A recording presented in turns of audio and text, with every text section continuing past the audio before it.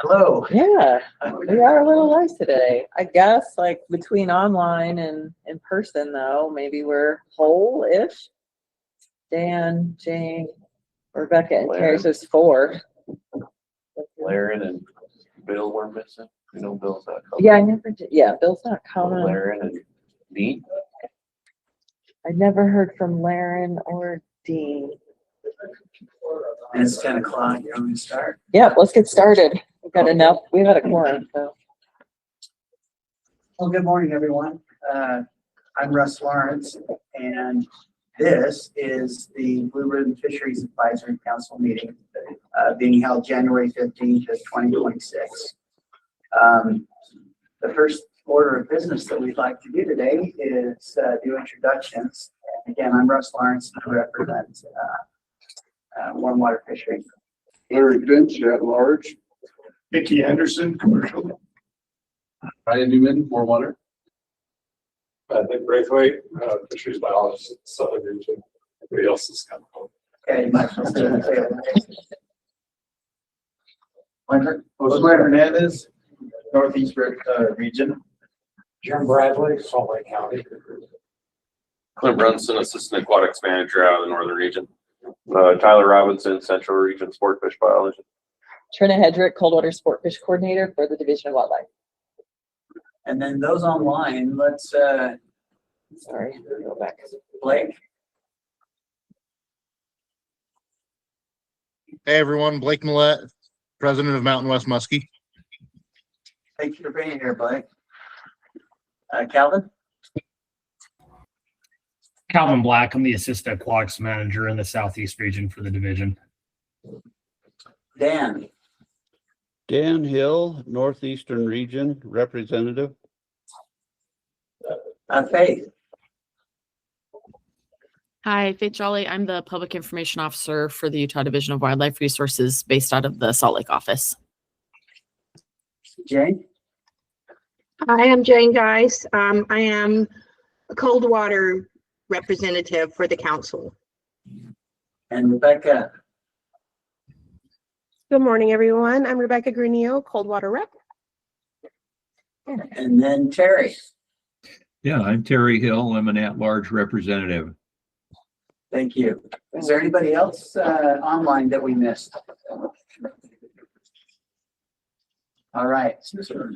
We had a few that walked into the room as well. Laren Larson, Southern region rep. Dean Kreger, cold water rep.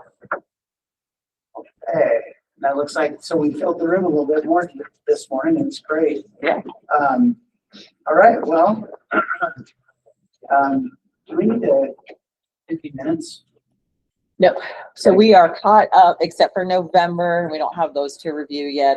I'm sure we'll have them for March, so that'll just be part of our ongoing business in March, I think. So I'll send those out as soon as I have it, as soon as I get them, and then I just like to do a quick review and make sure there's not anything glaringly omitted or whatever. You know, sometimes it's hard for her to understand some of the things and who's saying what, blah, blah, blah. So I like to go through it first, but I usually get through it pretty quick. So hopefully we got that by March.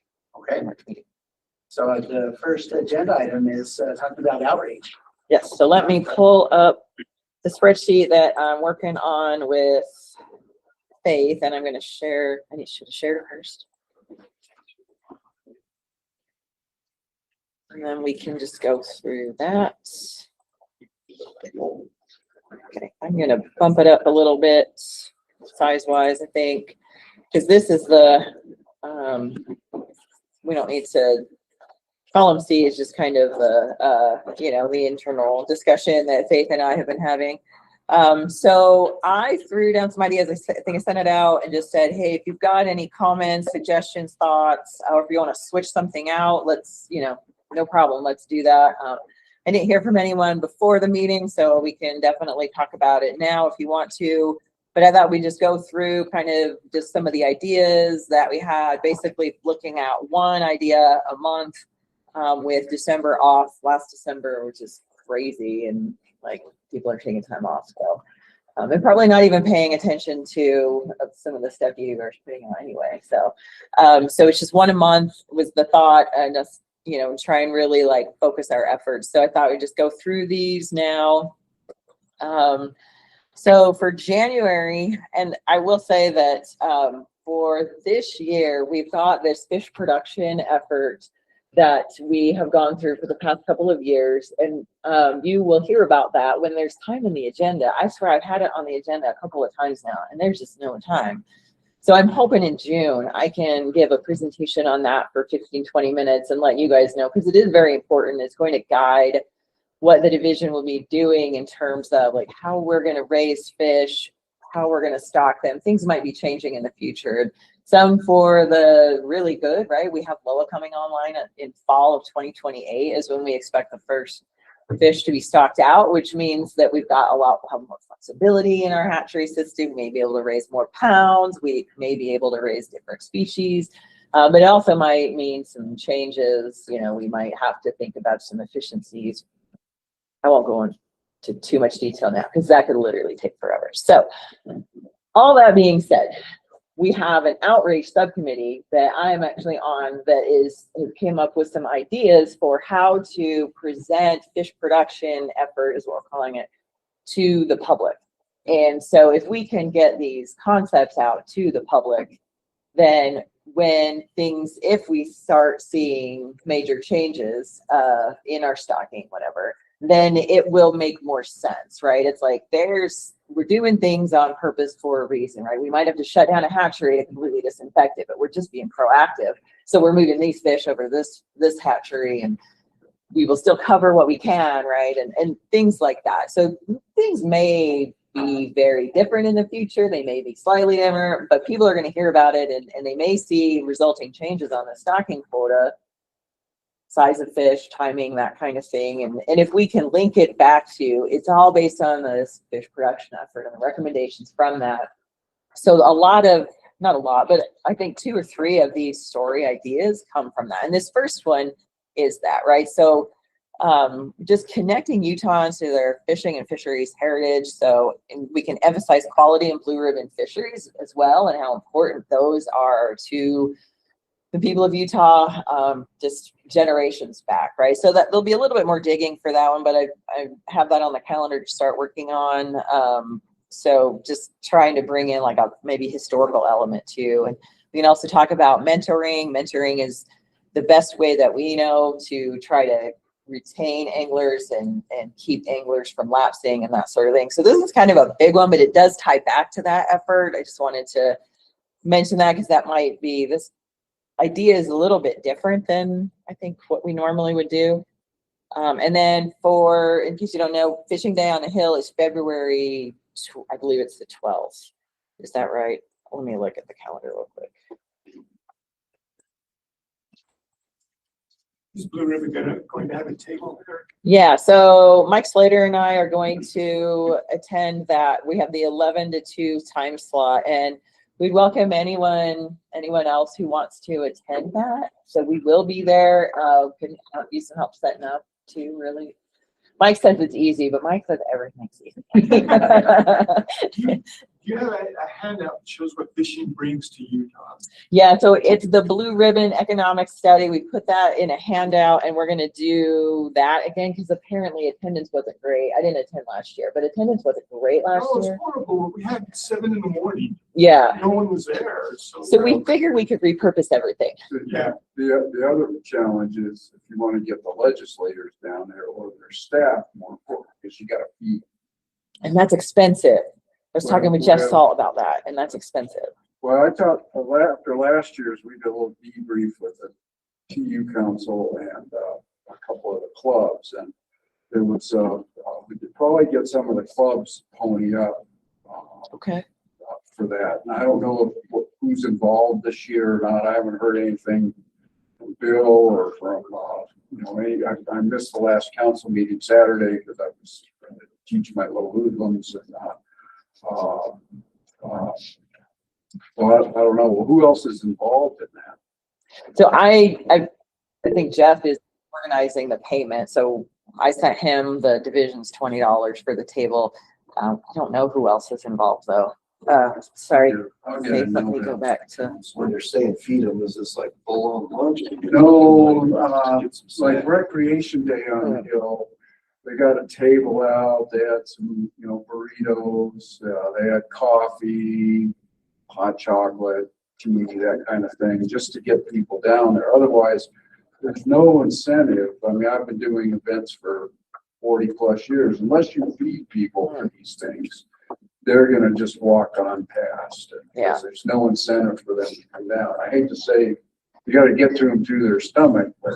I mean, people No, have to sticker eat, doesn't so. work, and So Faith says that, we're partnered with Outdoor Rec on the Outdoor Rec Day, the week before, and their 7 a.m. time slot is very much framed as a catered breakfast. So, but when I brought that up, because I remember Jeff saying that. What's the date for the outdoor rec? It's exactly the week before. It's Friday, February 6th. And so it's Outdoor Rec. The division of Outdoor Rec hosts the whole thing and invite just different vendors and divisions. So the DWR has a booth at that one as well. But yeah, their whole shtick is they, like he said, they do that whole catered breakfast and invite legislators like, come eat breakfast. And also there's people you can chat with about different recreation opportunities in the state. So it's still, I will say though, it's just a bad time slot. It's still hard to get people there because they're right in the middle of like running from meetings to other interim meetings. And so I won't lie, we don't get a ton of legislators either. I feel like it's more people from the public, if I'm being totally honest, but That's not bad. it is what it is. Yeah. So do you know who pays for the food at the rec day? I think it's Outdoor Rec. They like are in charge of the whole thing and they set it up, and I think they foot the bill for it. Jeff made that sound pretty expensive. Well, some people, Yeah. $50 is expensive, and some people $1,000. Right. This is Utah, so I lean towards 50. He's at 1,000. So. So like buying some donuts or something, is that what? Well, that's what I was thinking. Can we just like bring something? Well, it's lunchtime, so I mean. Well, just thinking out loud. Yeah. Here, if you want to, I mean, if we're trying to influence people, that's what this is all about, right? Yeah. Influence. Well, You got to get in front of them. maybe you could talk to Jeff and talk him into it. I don't I know can Jeff. You don't know Jeff, okay. No, I'll try to talk Jeff into it then. How about that? I'll talk to the club guys, and there's a few of us can pony up a few. Yeah, if we can Doesn't cobble need to together. be elaborate, it just needs to be. Yeah. Okay. We'll try. I'm a sandwich, Well, it sounds like it. You gotta go through a caterer. and especially that's as cheap as our legislatures and their staff. get too fancy, and they'll be like, "Howard, you have all this money. You don't need our help. You got plenty of money." What's the objective of, I guess, is there an objective to Fishing Day on there? Do we have like a set goal we want? I mean, I think that.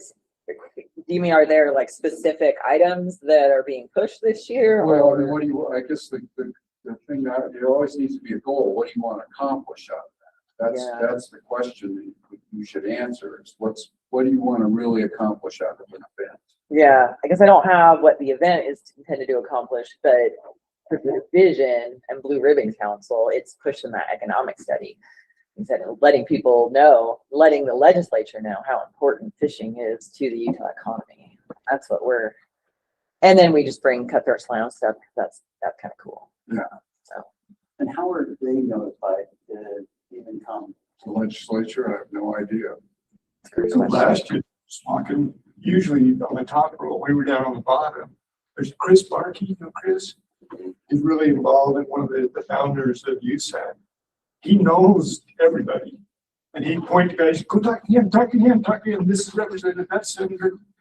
And he would point to who, and we try to talk to him, and they were, I gotta get to your meeting, and they just walk right by. That's awesome. So yeah, they looked down at us.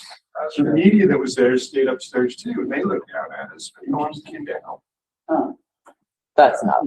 Go ahead, Faith. Did you have something to add to that? Oh, I was just gonna say, again, this is just going off of the outdoor rec one, because that's the one I've mostly been involved with. But they actually, when they email instructions for setup and timing and all the logistics to each kind of vendor with a booth, they also have like a template of a script, and they're tasking each agency or each booth or representative, whatever, to reach out to the legislators themselves. So they kind of say, hey, if there's someone specific you're wanting to talk to try to get more funding or awareness or whatever it may be, you reach out to them yourself and invite them to come to the breakfast, stop by your booth. So that's kind of the strategy they have used, is they just have everybody reach out to their 1 or 2 or 5 legislators that they're interested in doing FaceTime with.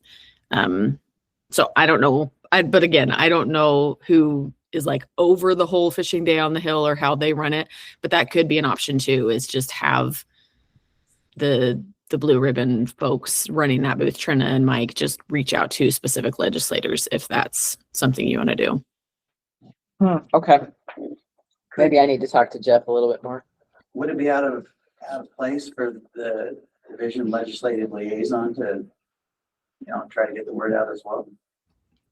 I was going to say, Trina, I have always just defaulted to Justin and said, hey, can you just tell people that you want to talk to or that want to come talk? And I'll have him join us at the booth when we do outdoor rec day, because he's more looped in on our legislative priorities anyways, so he can talk the talk. But I've kind of run that route and just worked it through him. Okay.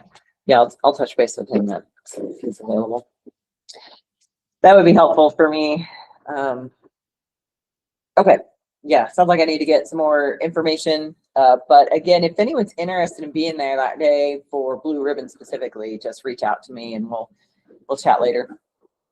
For March, I thought maybe we could do a seminar, but I would ask for a volunteer to kind of head up that effort. And if we don't have someone who's interested in doing that, that's fine. Just throwing it out there.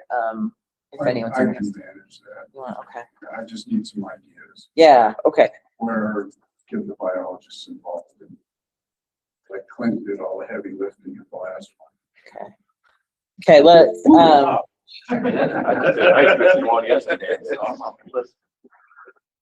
That wasn't here. Nobody knew about that one. I knew about it. Yeah. And since Larry, I did an interview and it's the only thing going on. Larry's had a handle on all of these seminars, obviously, for the past almost 6 years. Yeah, except for COVID. Yeah. But So we'll need another. he's going to be coming off. I So know, we'll need a we need to replacement get for Larry. another outreach. But I'm glad you're in it for one more. So maybe we'll just try and organize something. I can get with you and loop the bios in later on to see what's happening and see if we can We need pair a up. subject to, Okay. and we did a real nice warm water fly fishing one down in southern region. That was April. I was able to talk my wife into going to that one. She wanted to get out of the cold. Maybe March, I don't know. Down south. It's really that cold this year, huh? So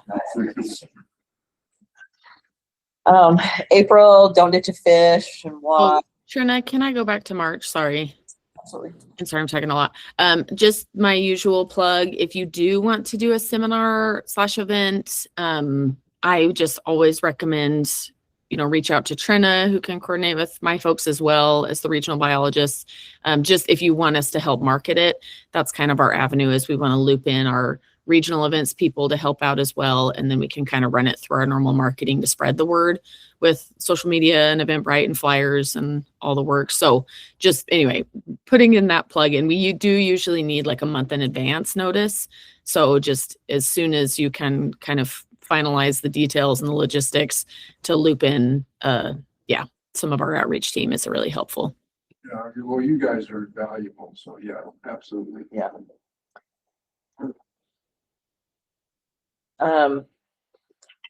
Okay, went through April. So May, because of our conversations with, about state parks and boating, thought it might be nice to have couple with state parks and maybe do like a boating etiquette.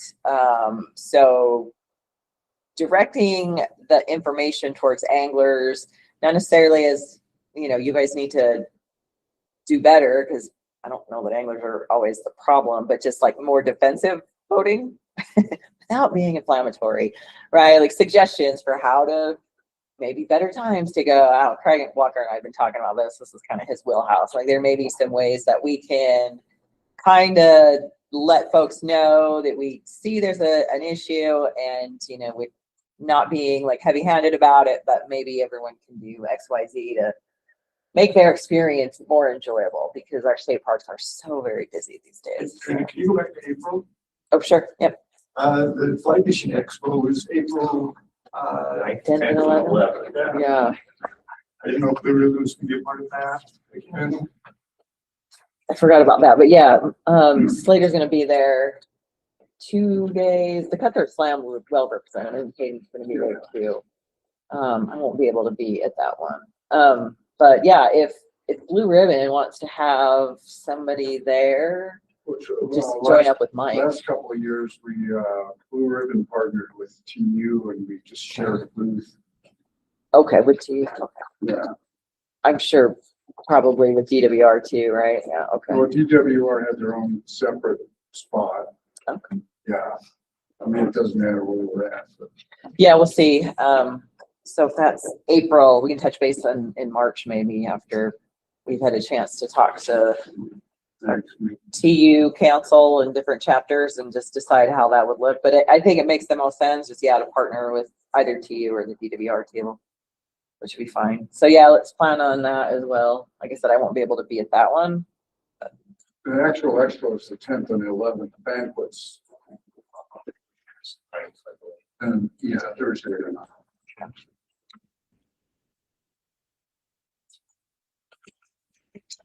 Those of you who haven't been, it's a well worth the $10 to get my door. Yeah, it's a lot of fun, especially if you want to drag your kids there. Got all kinds of stuff for the kids to do.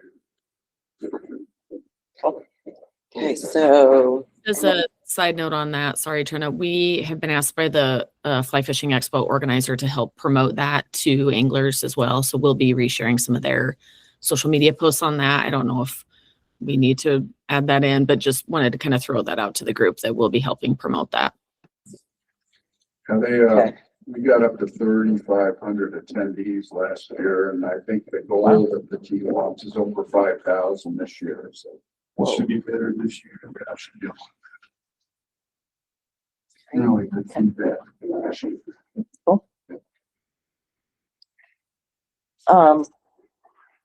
So June, I guess, is maybe more of just a general DWR message, but in Faith, I changed this a little bit, but just after some of the fishing license sales results came out, and we probably need to try to bump up numbers, and information from our last angler survey shows that the people who are resilient to all of the changes and still try to, you know, make it out fishing, they're the ones that were mentored as a kid and were able to get out fishing as a kid. And so maybe just have multiple avenues, whatever we decide at the time, we can just try to remind folks to take a kid fishing and get back to that. I think it's a pretty old campaign, but I think it's a great message. So.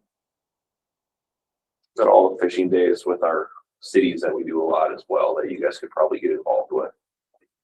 Most of our community ponds have a club. Deer Valley, I know, does. Our club's gonna try to set something up at the Deer Valley ponds. Yeah.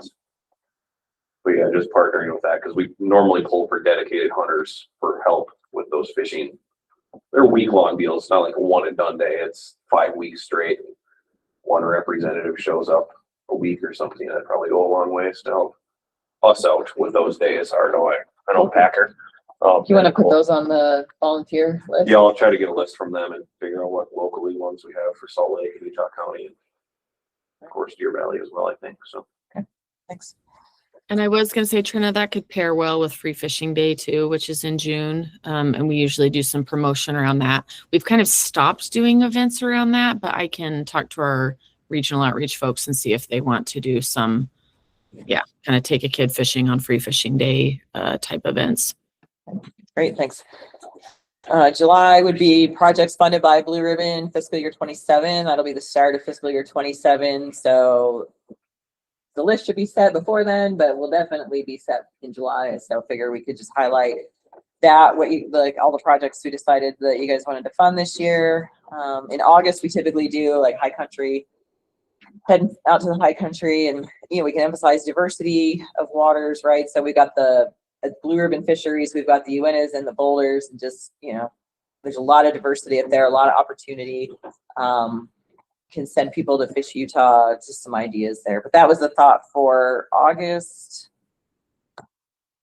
September, this goes back to that fish production effort and a message that we wanted to emphasize coming out of that, and how important our partnerships are.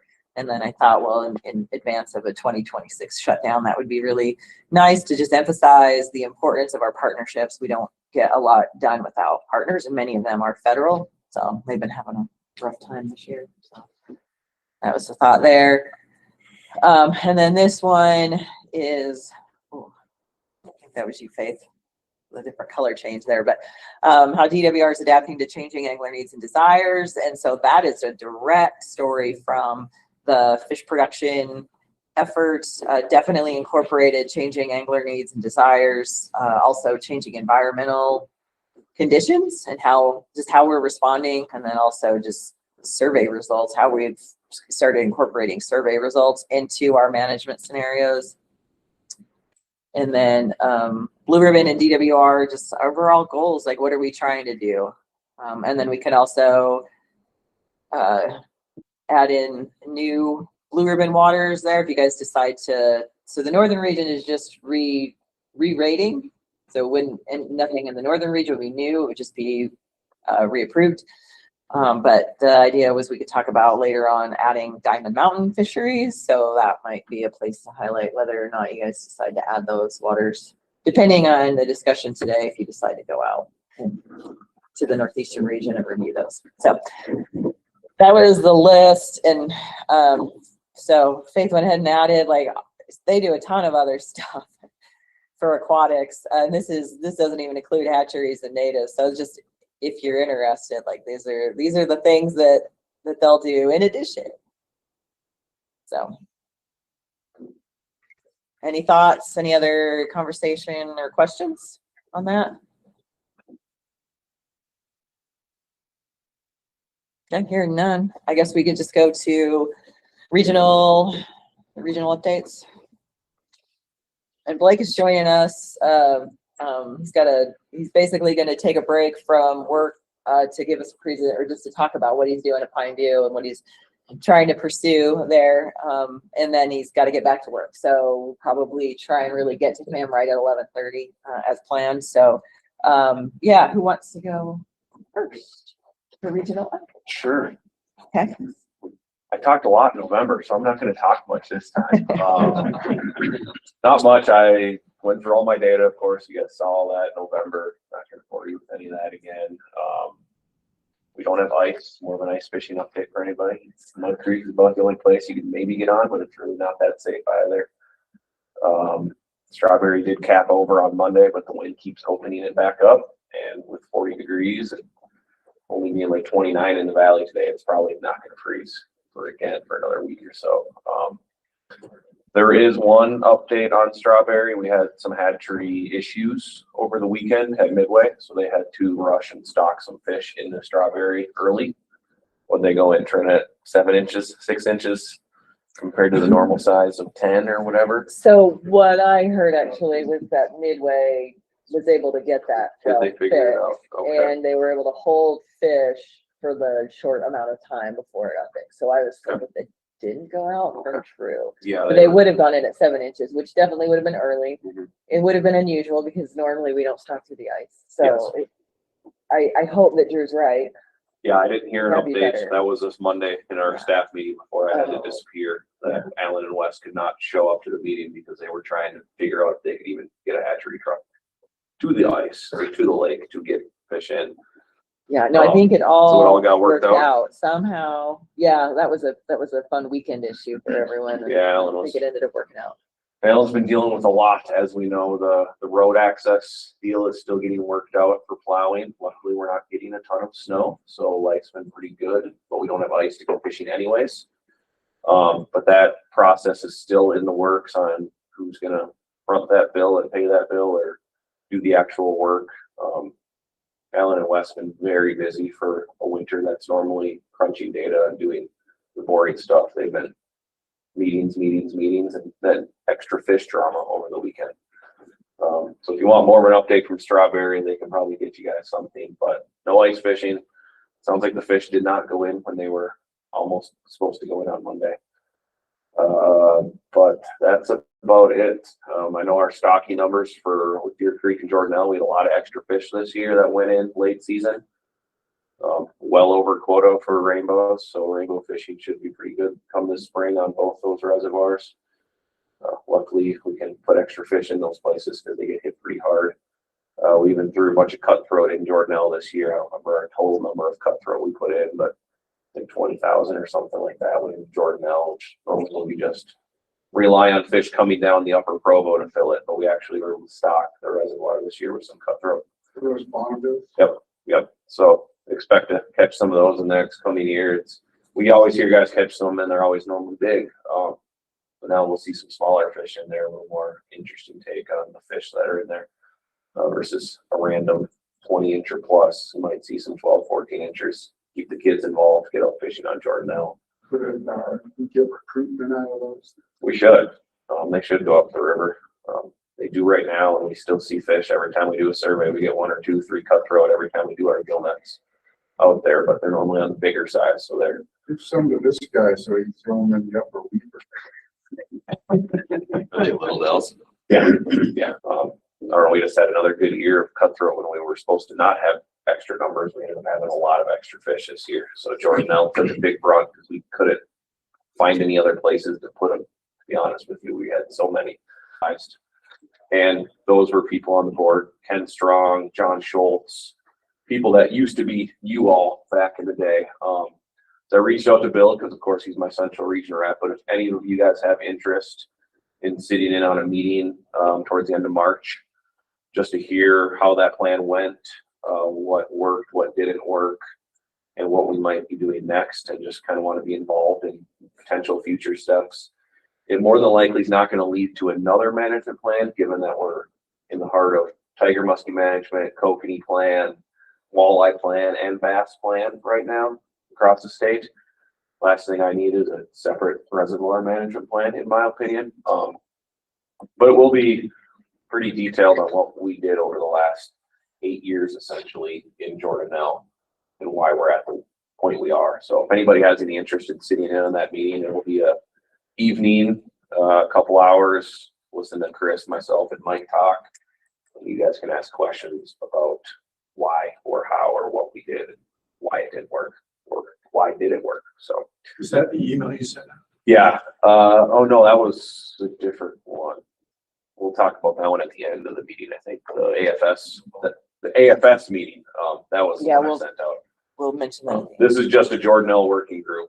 We've had a lot of people that, like I said, we had like 2 or 3 blue ribbon reps on there. So I'd like to keep those back on. A few of them will be coming back. But you guys are the new face here. So if anybody wants to be involved with that, let me know. We can join. Why is it just going to me? I don't know. You're the one talking. I'm gonna just sit behind you or whoever's talking. I don't understand. I guess it's. But yeah, just send me an email, give me a call, whatever. If you guys want to sit in on that, just 2 hours. Be talking with Jordan. So. And you had the date set. Just sent the doodle poll out. So if you want to be involved on selecting the date, right now it's leaning towards the, what did I say, Trina, the 24th of March. That's kind of where people have selected their most available time. Tuesday it is. Yeah. But it kind of works best for mine, Mike's, and Chris' schedules that 3rd week of March. Or there was a date in April that we could do it as well. Right now, Yeah, most people are responding. March 24th would be the day. It'd be 4 to 6 or 5 to 7, just so we can make sure the working man shows up and on our hours. Hopefully they can come if they can get off work a little bit early. Okay, I'm done talking. Your turn, Clint. Sure. I think so. Like Tyler said, we're kind of in the middle of just getting all of our reports and things entered, and starting to crunch numbers, but, and similar, we have no ice. Little skim here and there. It seems like every day that gets blown off. So, I know that Emily's still working on her hydroacoustics data, trying to clean up data for Cisco. She's running in the morning right now, every morning at daylight, looking for Cisco coming along shore. Water temp is like 43 degrees. So it's super warm. They might not even come into shore this year. They may spawn out on the rock pile. She hasn't even taken the jet boat out of the water because it's been so warm that there's no ice anymore. So, Pineview's fished really well this fall, but we're just kind of, and we'll talk about Pineview Bear Lake a little bit later. But our surveys and Taylor finished tagging the remaining fish. We kind of talked about it in November. The little fish, I talked to him yesterday.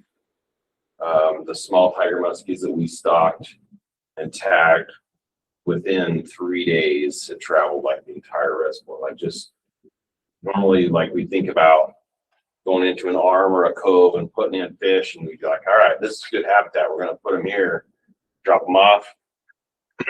Right now, as it goes, those fish are immediately swimming. Whether or not they're like looking for like the end of a tank or whatever, we have no idea, but they're covering all of Pineview in like 3 days. And it just continues. So they're just like spreading everywhere. But that's really good. And we'll see when we pull these receivers in spring, we'll see what it looks like. He's spent a lot of time crunching data. So probably in that March one, we can talk a little bit about that if you guys want to. And nothing on East Canyon. We're going to talk a little bit about Willard a little later this morning as well. They have, to my understanding, fixed the breach, fixed what they needed to in the southwest corner of the dike. And they'll start making repairs and filling in the hole and all that stuff. Probably starting the end of this month, but all the work was supposed to be done this month. And then I don't know if they're going to try to fill or just wait for runoff to start putting some more water back in. But it's going to be a tough year if they hold water high. Willard's going to look really rough. It's 30% capacity or something right now. So I fished Lost Creek a couple weeks ago. It's down considerably volume wise, but the fish look really good.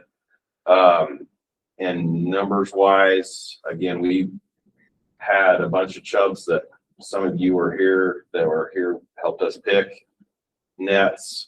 We put in some wipers in there to kind of get on top of that. We'll see how that goes over the next couple of years. And then the Logan and Weaver, I didn't do anything on the Weaver this year, data collection wise. We've got a landowner that's willing to do some work below Echo, maybe even take the river out of its channel and do some redirecting and create some more habitat. So we'll see what comes of that. But that's kind of my report. Again, we're Clint? Yeah. Tell us about the fish rescue below Echo. Oh, so we, in February of last year, we were contacted by BOR and Weaver River water users. They had to drain the stilling basin. So below each of our reservoirs, we have a big stilling basin. So as it comes over a spillway, dissipates out of energy and then flows out. And most of these pools are 20 to almost 30 feet deep. I mean, they're really big basins. And so we did that in February last year, moved fish out, salvaged as many fish as we could because they wanted to inspect. They wanted to inspect the spillway after flows in 23. And there were sheets of concrete that had to come off the spillway. larger than like this, like if you take all the walls out of this, like it's bigger than all the walls. So it's like 3 feet thick. Flows came and like sloughed these big sheets off down into the stilling basin. So I knew they needed to make repairs. So they're like, we'll get together after irrigation season and drain it again. So we collected fish. I wasn't able to be there. We had a group of volunteers that came and helped. Basically, you walk buckets, 5-gallon buckets full of fish out of the stilling basin to the river, and then they were released there. And they've been working on that stilling basin since we moved those fish in October. Was that the 20? Oh, sorry. Like 22-inch browns were like the average size fish, and there's probably 200 or 300 of them. I've held some fish in February. I held fish that were over 10, and there's not just like 1 or 2. It's incredible what's there. Every species that was in the reservoir is there. In the past history, we've looked for green suckers there, blue heads, and we moved a few from there, down into the river, but we didn't find anything of that. But we moved everything. We moved suckers, walleye, perch, smallmouth, catfish, rainbows, cutthroats, browns, whitefish. All those went further downstream into the river, and it was a big effort. In February, it was me, my kids, my wife, one of my kids' buddies, and a couple other biologists. We spent 4 hours bucketing fish. So it's a big effort, amazing fish, and it's incredible what you can throw and just stay there. There's no access. There's no public access there at all because it's below a dam. They don't allow anybody in there just because of 9/11 and stuff. So that's pretty interesting. So Last night at the TU chapter meeting, the president, he put it on the website for volunteers for the October rescue, as I call it. He was hoping for 20 people. After 150 signed up, he shut down the website. yeah, we had to kind of manage what was coming, and we just told him to select 8 people because we couldn't have. It was either we had to select a few people or we just let the fish die because UR and Homeland Security wouldn't allow that many people from the public. It's just not big of a safety risk. No cameras are allowed. You can take pictures, those kind of things, just because of security reasons, security risks. So yeah, it was pretty impressive the turnout. So they had 8 or 10 that came and helped out. So, but that's my update. Unless you guys have some other questions, we'll talk about reevaluating waters and things and regulations here, I guess, a little bit. Yep. So for Willer, because it was fishing so well last year, and we're a little concerned based on water levels, and I don't know, maybe we don't need to be concerned about the fishing so much. I was wondering about outreach. If we need to do any outreach, whether it's for fishing or for access or The access point will only be at the North Marina unless they add water to it. And it's only going to be 1 of 3 lanes because it's low enough that we couldn't put our big boat on there this fall because we couldn't get over the shallow part of the end of the channel without being super close to hitting. So the concern won't be fish. They're going to do just fine. I mean, 2014 was this level and even lower. So, and 2020 and 2021 were kind of the same deal, right? We were super low. Fish survived just fine. it will be about access because there's not gonna be any water in the South Marina. Like at these levels, you can't launch out of South Marina, so it just restricts you to the north. It makes me think we should work with the So- park just to try to let folks. Yeah, there was a boat that launched yesterday that was out on the reservoir yesterday. But they're probably gonna add, they'll probably add 3 or 4 more feet, so that kind of takes the access, being able to access it. That's just gonna have to be, they have their launch at your own risk signs up. They've got the lanes that are already exposed, or you're gonna drop off the end of the concrete. They've already got those blocked off, so you can only launch in a certain And maybe location. people are just used to it then. Well, I think most of the anglers that fish it are used to that, right? It's probably the other users that are not, like they just feel like they can probably pull in and launch wherever, but that's gonna be the big one, is that restriction. And this will be the same kind of deal at Pineview this year, because now they've got port ramp closed. Like that port ramp area is completely closed off for the next year and a half while they do all of their renovations and all the work that they've got planned. So launching will be at Anderson or at Cemetery, and both of those are, like, if you combine up parking for both of those lots, they're not even probably half of what you can park it for. So it's really going to be limited as far as accessing Pineview, specifically during the summertime. Shoulder seasons, early spring, fall, they'll probably be all right, but it's going to be a little tough. So That'll be a nightmare. be good if you're there early, though. They're all coming to me is what you're saying. I'm pushing. I'm trying to get them all to go to you. I don't need any more. I don't need any more promo anglers up my way. Salt Lake guys. Just kidding. Any questions for the region? Okay. Thanks. Yeah. You want to just go? We'll just go around. Sure. Okay.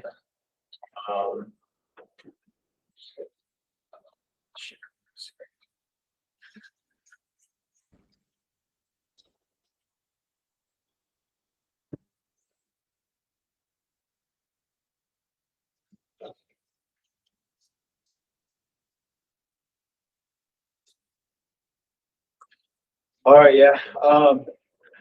We're in the same mode in the Northeast region. No ice, really. I did host a seminar last week, an ice fishing seminar. So we do have a few reservoirs that are locked up a little bit, but with that, including Diamond Mtn lakes as well. But yeah, pretty dismal for ice. But we do have a few updates. As you can see there in Flaming Gorge, the Bourbon Bash was canceled. Unpredictable ice conditions and safety concerns.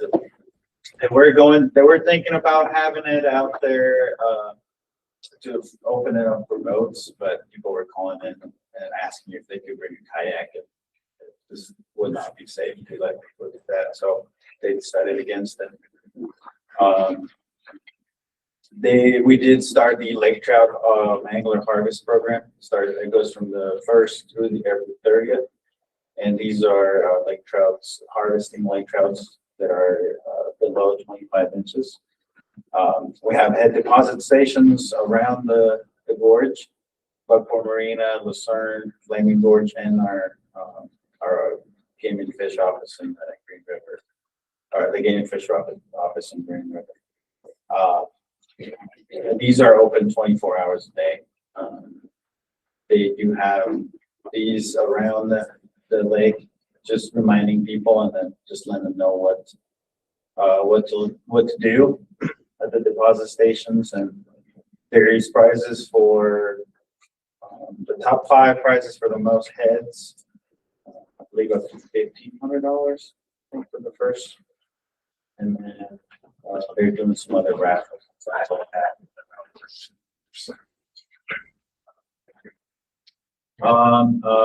Up there in Green River too, on the Green River, Brian is proposing a project for a bank stabilization project on the C section.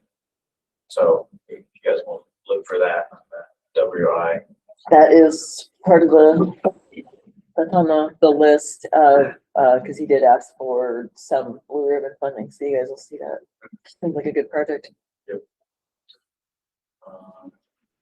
Yeah, so that's what I'm planning for. Starvation, I've been working through lots of data this winter. I've actually gone out there and fished it myself in December, the week of Christmas. I was out there, and you can see that picture at the top right corner. That is just a school of walleye that we encountered on the Indian Bay area. There's some of those areas there, but it just shows you how many small walleye we have.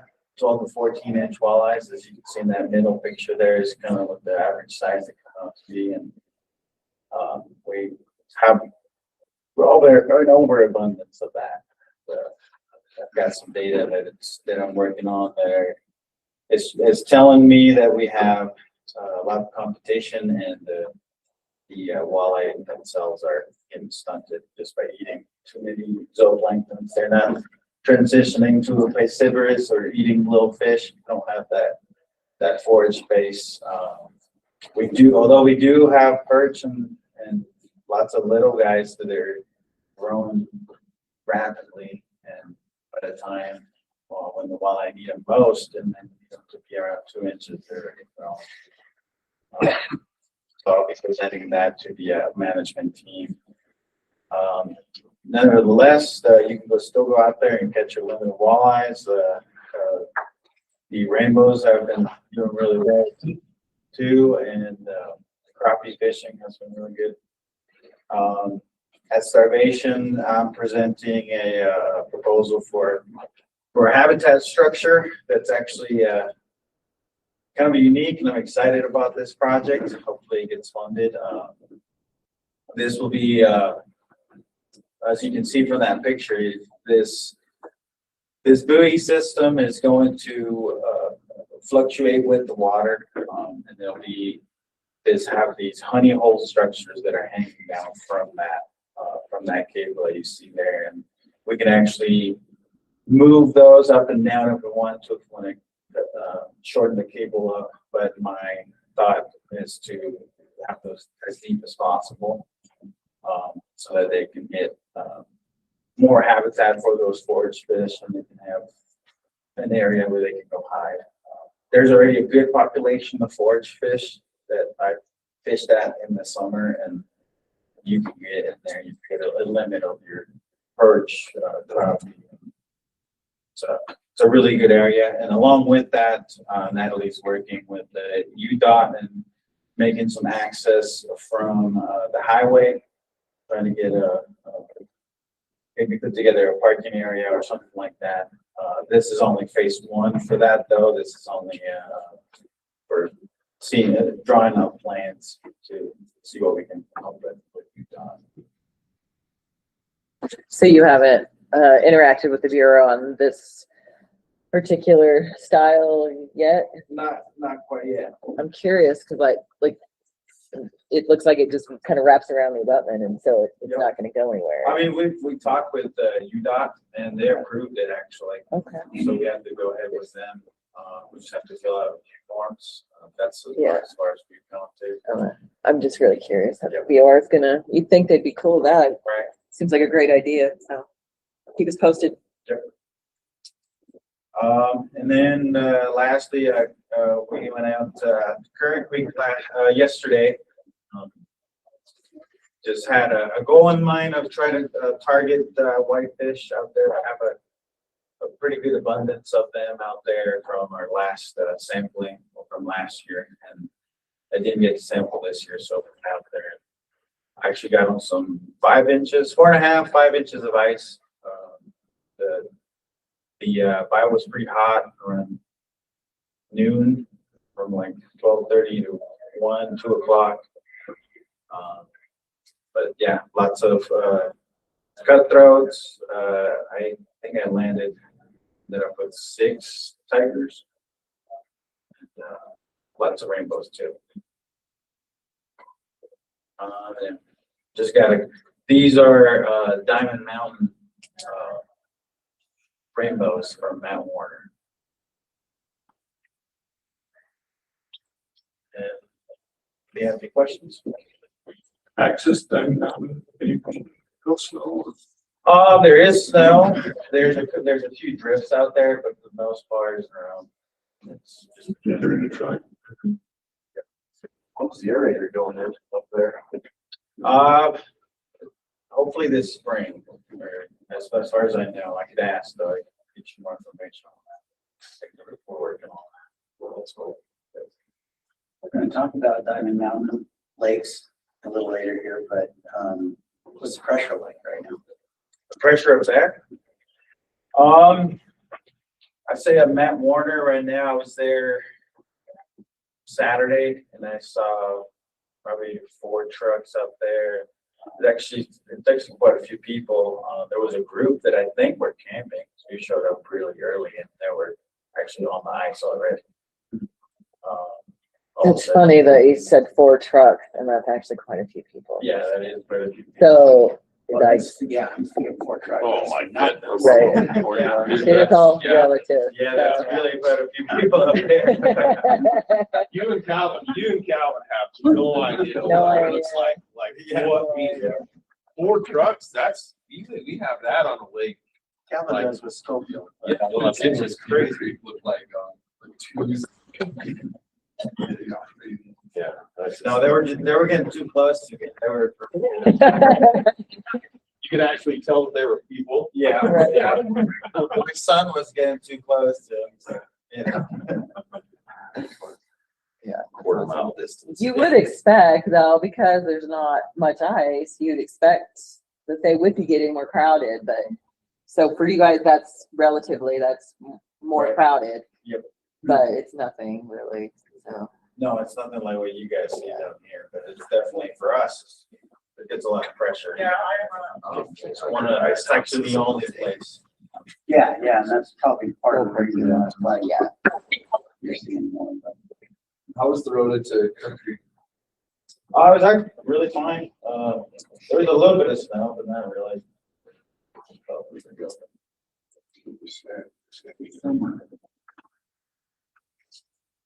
Anything else? Okay.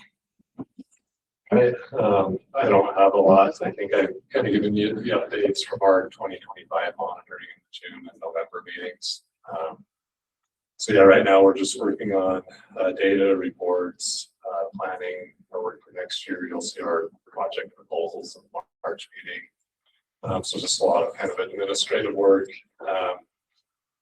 Update on conditions. Snowpack doesn't look good. We're about 50% normal and across all our drainages. So it's not good on snowpack. Forecast doesn't show any snow for a while.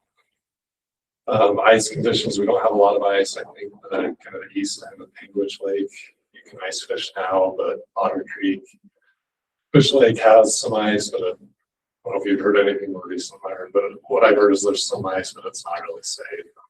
Yeah, Otter Creek's capped, but it's about 2 inches of Fish Lake's kind of going on and off. Yeah, so it's not good conditions, but that's really all I had. If anyone has any questions, though, I can answer. Well, is there an update on the Pineview Lake Dam project? Yeah, so we're moving forward with that. That's a project proposal you'll see in March. So we're shooting for next fall. We're waiting on a grant to see if we can actually implement next fall, or if we'll need to split it across 2 years. But anyway, in the March meeting, we give you a real clear idea. But again, I talked about it in the last meeting, but Pineview Lake has some water quality issues. A big part of that is it's a natural lake with a dam for irrigation storage. So the water release doesn't occur at the bottom of the lake.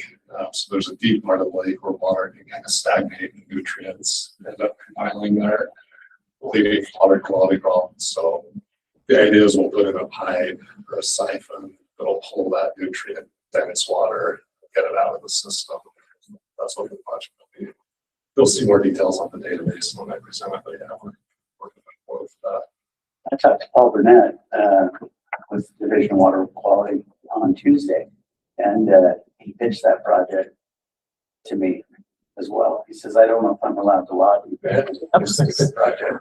Yeah, Paul's been great. We've got a lot of water quality. I mean, we're asking for a lot of money from you guys, but we've got a lot of water quality coming to the project. And I don't know, Paul started out as a fish guy, but having his buy-in from a water quality perspective, saying, hey, this is a good idea, and kind of done some modeling and looked at it, it is a good idea. It makes me feel a lot.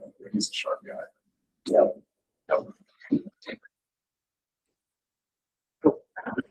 Lake trout yet from the lake trout netting? No, I was talking to Taylor yesterday. He's working through it. And fish lake's complicated. It's confusing. So he sent his samples out. He's doing a food web study. So we should get those in the next couple months. That'll help. So hopefully for sure by the June meeting, we can get a detailed update on fish lake. There's back on Fish Creek, Beaver Dam. No, we haven't got any results. I mean, I'm sure we have reproducing this lake, but I guess we can wait and see what the results are. It's close to the ground.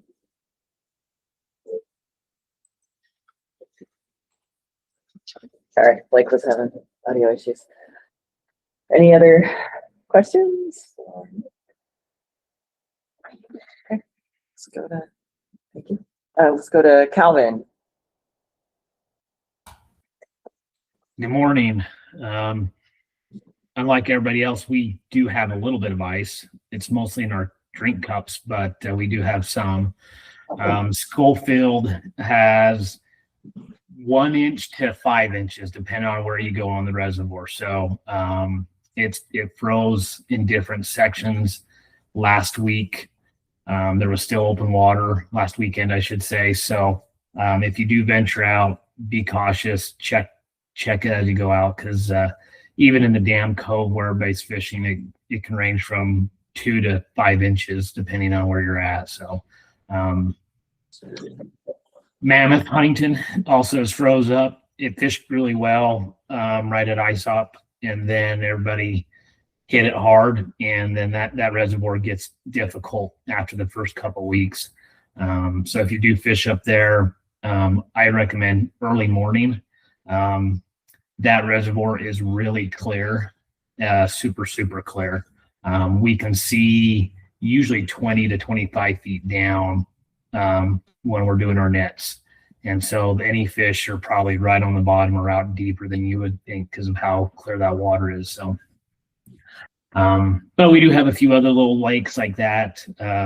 Some of the high lakes on the top of the skyline are froze up if you snowmobile into, but so there is a few options, but not a lot, like everybody else. So the main thing I wanted to talk about is give you guys a heads up on a project proposal that you'll see here in a couple weeks.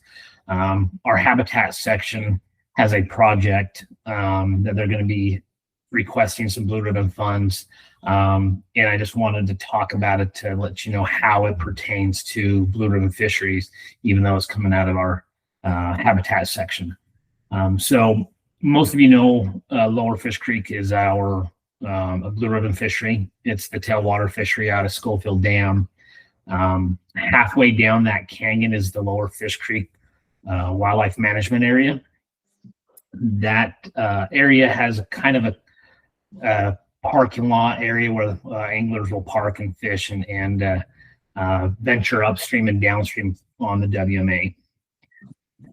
Right across the river to the north, that mountain right there is the Colton Mountain WMA. The division purchased that piece of property a few years ago. And during that purchasing process, there was some stipulations on what needed to be done for public access to that WMA. And so the division is being required to construct a pedestrian crossing with the help of the Union Pacific Railroad across the railroad tracks and across the river. And so the Colton Mountain Public Access Phase 2 project is to engineer a bridge with Union Pacific to cross the railroad tracks and the river to access to the other side of the river and onto the Colton Mountain WMA. With this project, other phases are going to include developing the parking lots. There will be 2 different parking lots developed there on Lower Fish Creek, mostly for angler access, and the road access down in will also be improved. I've talked to our habitat folks. Once the bridge is designed and constructed, we are looking at doing a trail system upstream and downstream of those parking lots for angler access, to keep anglers off the railroad tracks. The Union Pacific Railroad is very adamant about trying to keep people off the tracks down there right now. They've had some run-ins this last couple of years, and they want to avoid any type of accidents down there. So this first couple phases is for a bridge to get to the other property, but future phases will be for angler access upstream and downstream in Lower Fish Creek WMA. So just so you're aware of that project, this is going to be a big project. It's going to be expensive. They're asking for other funds, of course, through Habitat Council and other sources, but they are asking for a little bit from Blue Ribbon. So Calvin, I'm glad you brought that up. I know we talked about it earlier, but when I do a search for just Blue Ribbon funding, like that didn't come up. Okay, I'll talk to our habitat manager, because I spoke to him this morning. He said yes, that they were going to request funding, so he must have not, I guess, filled out the financial budget, whatever, correctly. So, well, he might, I guess there's 2 places, right? That in last year I was looking under finance and like doing a search for Blue Ribbon Fisheries requests under finance, but that left out all of the people who requested Blue Ribbon funding from the title page. So this year I did it the opposite. I did the title page, how you put in Blue Ribbon request there on the title page, because typically everyone who's asked for Blue Ribbon under finance asks for it under the title page. So I guess he might have just not mentioned it on the title page, if that makes sense. Okay. I'll work with him to get it updated. Yeah, in there. And then Mickey, for that form, I did leave one blank, so I'll send you you can just write that one in. Yeah, or we can deal with that later. I'll go ahead, if it's in there, and I have the access to the information, I'll go ahead and fill it out on the spreadsheet that I've been working on that everyone will have access to. So we'll make sure that it's in there, because it's a good project. Sounds like it kind of is. Yeah, legally, if the division does not provide a Union Pacific approved crossing over the bridge, we would potentially lose the Colton Mountain WMA, would have to be sold off because of the funding that was used to purchase it and the federal requirements. A legal access, which means a legal crossing, I should say, which is several different versions from UP, but most of them are signed like a regular railroad crossing for a vehicle. They are only a handful of designs that meet that requirement. So that's why it's being will be presented to Blue Ribbon also. Okay, I'll take a look at that then. Yeah, other than that, crunching numbers for some of our data. I don't think in November I was able to have all our Joe's Valley data finalized and analyzed for you folks, but we saw really good results on our splake and cutthroat, and some really nice fat tiger muskie in the fall.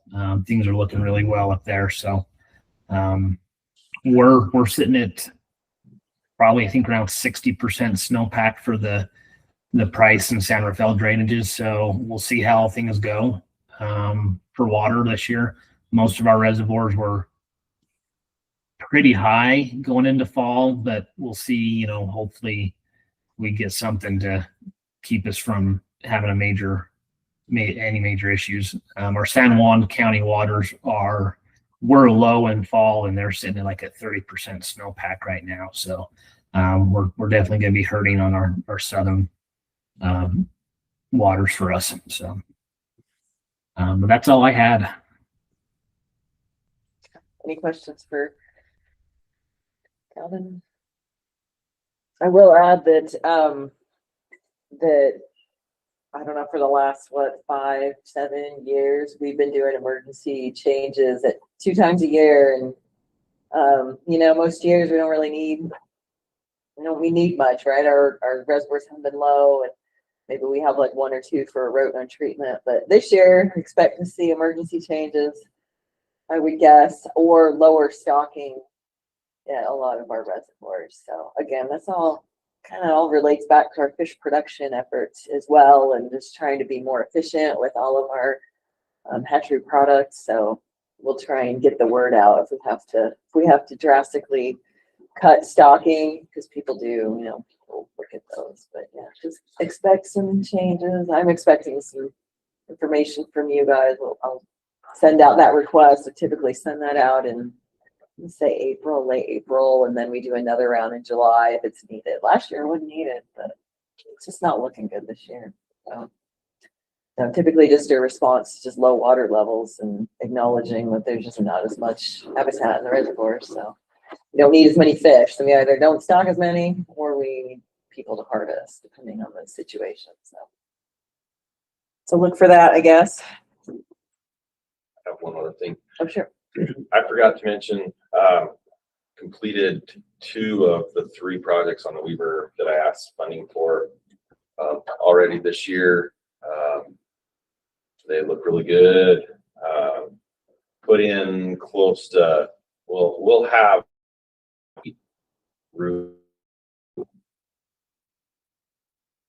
probably pretty close to about 200 tons or older by the time we get finished with this other one that's coming next month. But I'll try to remember to put some as we have an update or go through. But I used money from Blue Ribbon to purchase those boulders. And I have about 16 pallets of artificial fish habitat sitting in my parking lot right now for getting ready to go to Pineview. So it's going to be a lot of work. It'll be a week's worth of just assemble and place structures, I think. So that will be one that I'll send to Trina, put on that volunteer sheet for you guys. If you guys want to come and build some structures and put them in. Probably ask for volunteers to bring boats as well, so we can have more boats to place those structures. And we'll just have an area marked off, buoyed off for the placement of those. So that most likely will be the end of April or first part of May, depending on. And I'm going to probably reach out to some English groups, Blake's group, Muskie's chapter. He came last year. So thank you for your money. It's been well spent. But good use, and hopefully I will have an ask, but it's going to be a pretty small ask if I do this year versus $10,000-$20,000. Not a big ask. So that's all I have. I'll make sure to coordinate with Clint, because we also should have structures for Jordan now. Technically, you got on that and went back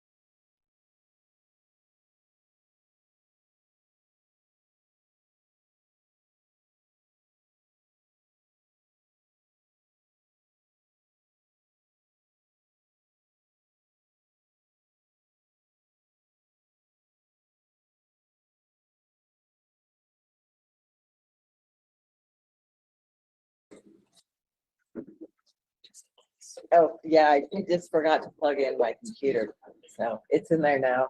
I just missed it. Okay. Sorry, everyone. Thank you, Carmen.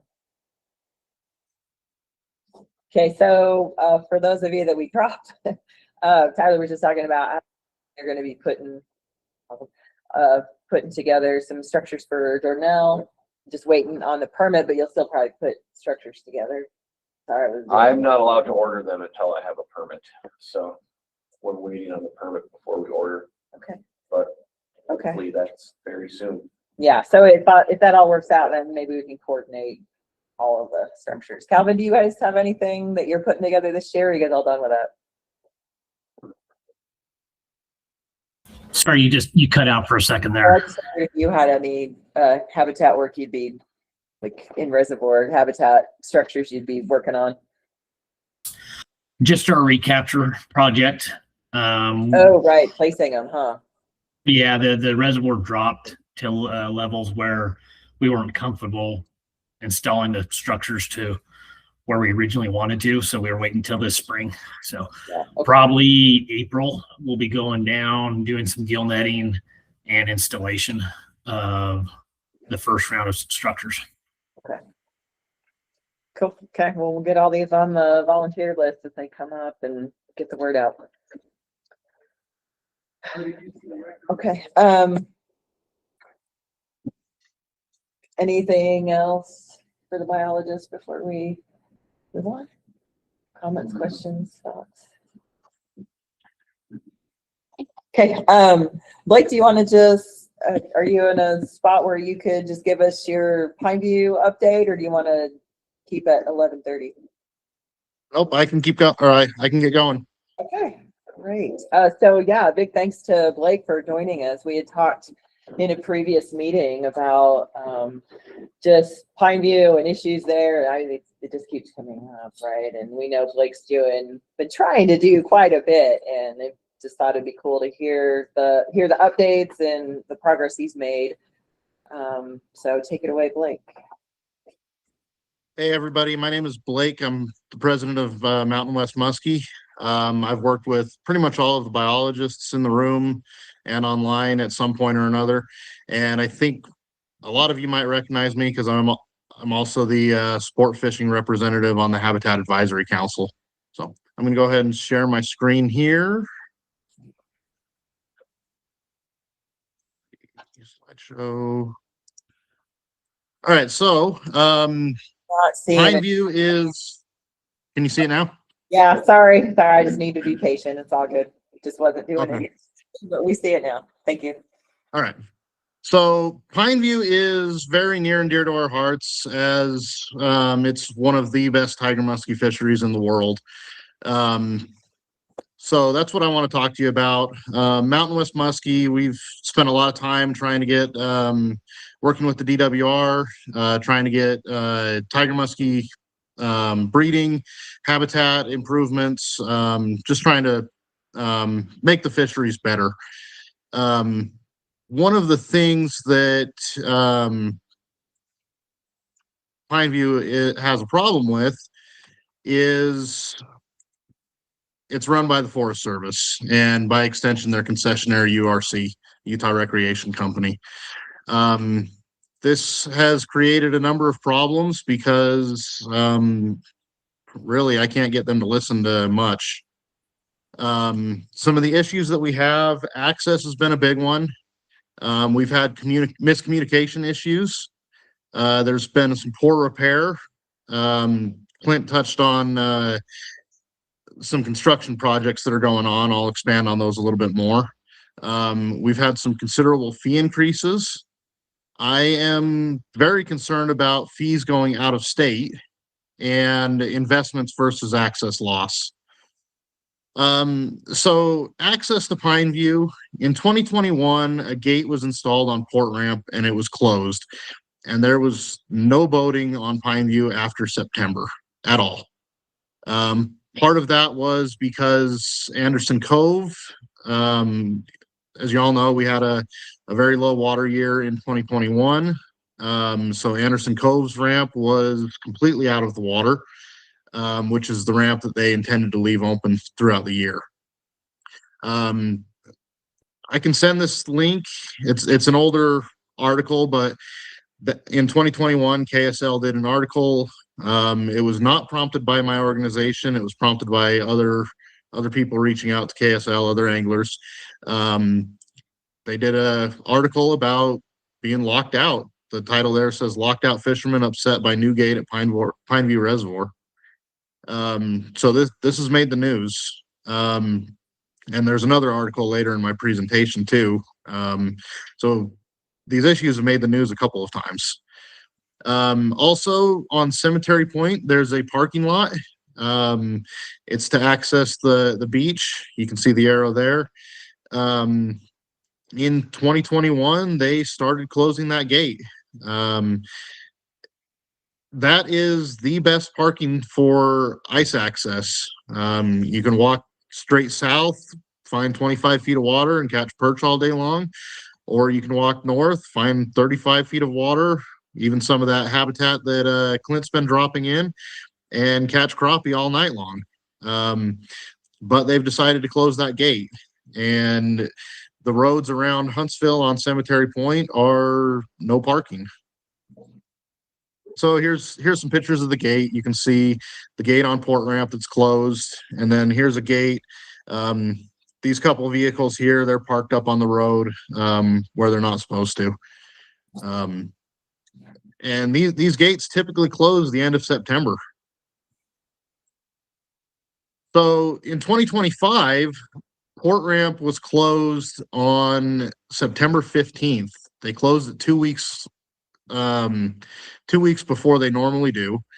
And it's supposed to remain closed until the construction is completed, which should be, according to them, 2027.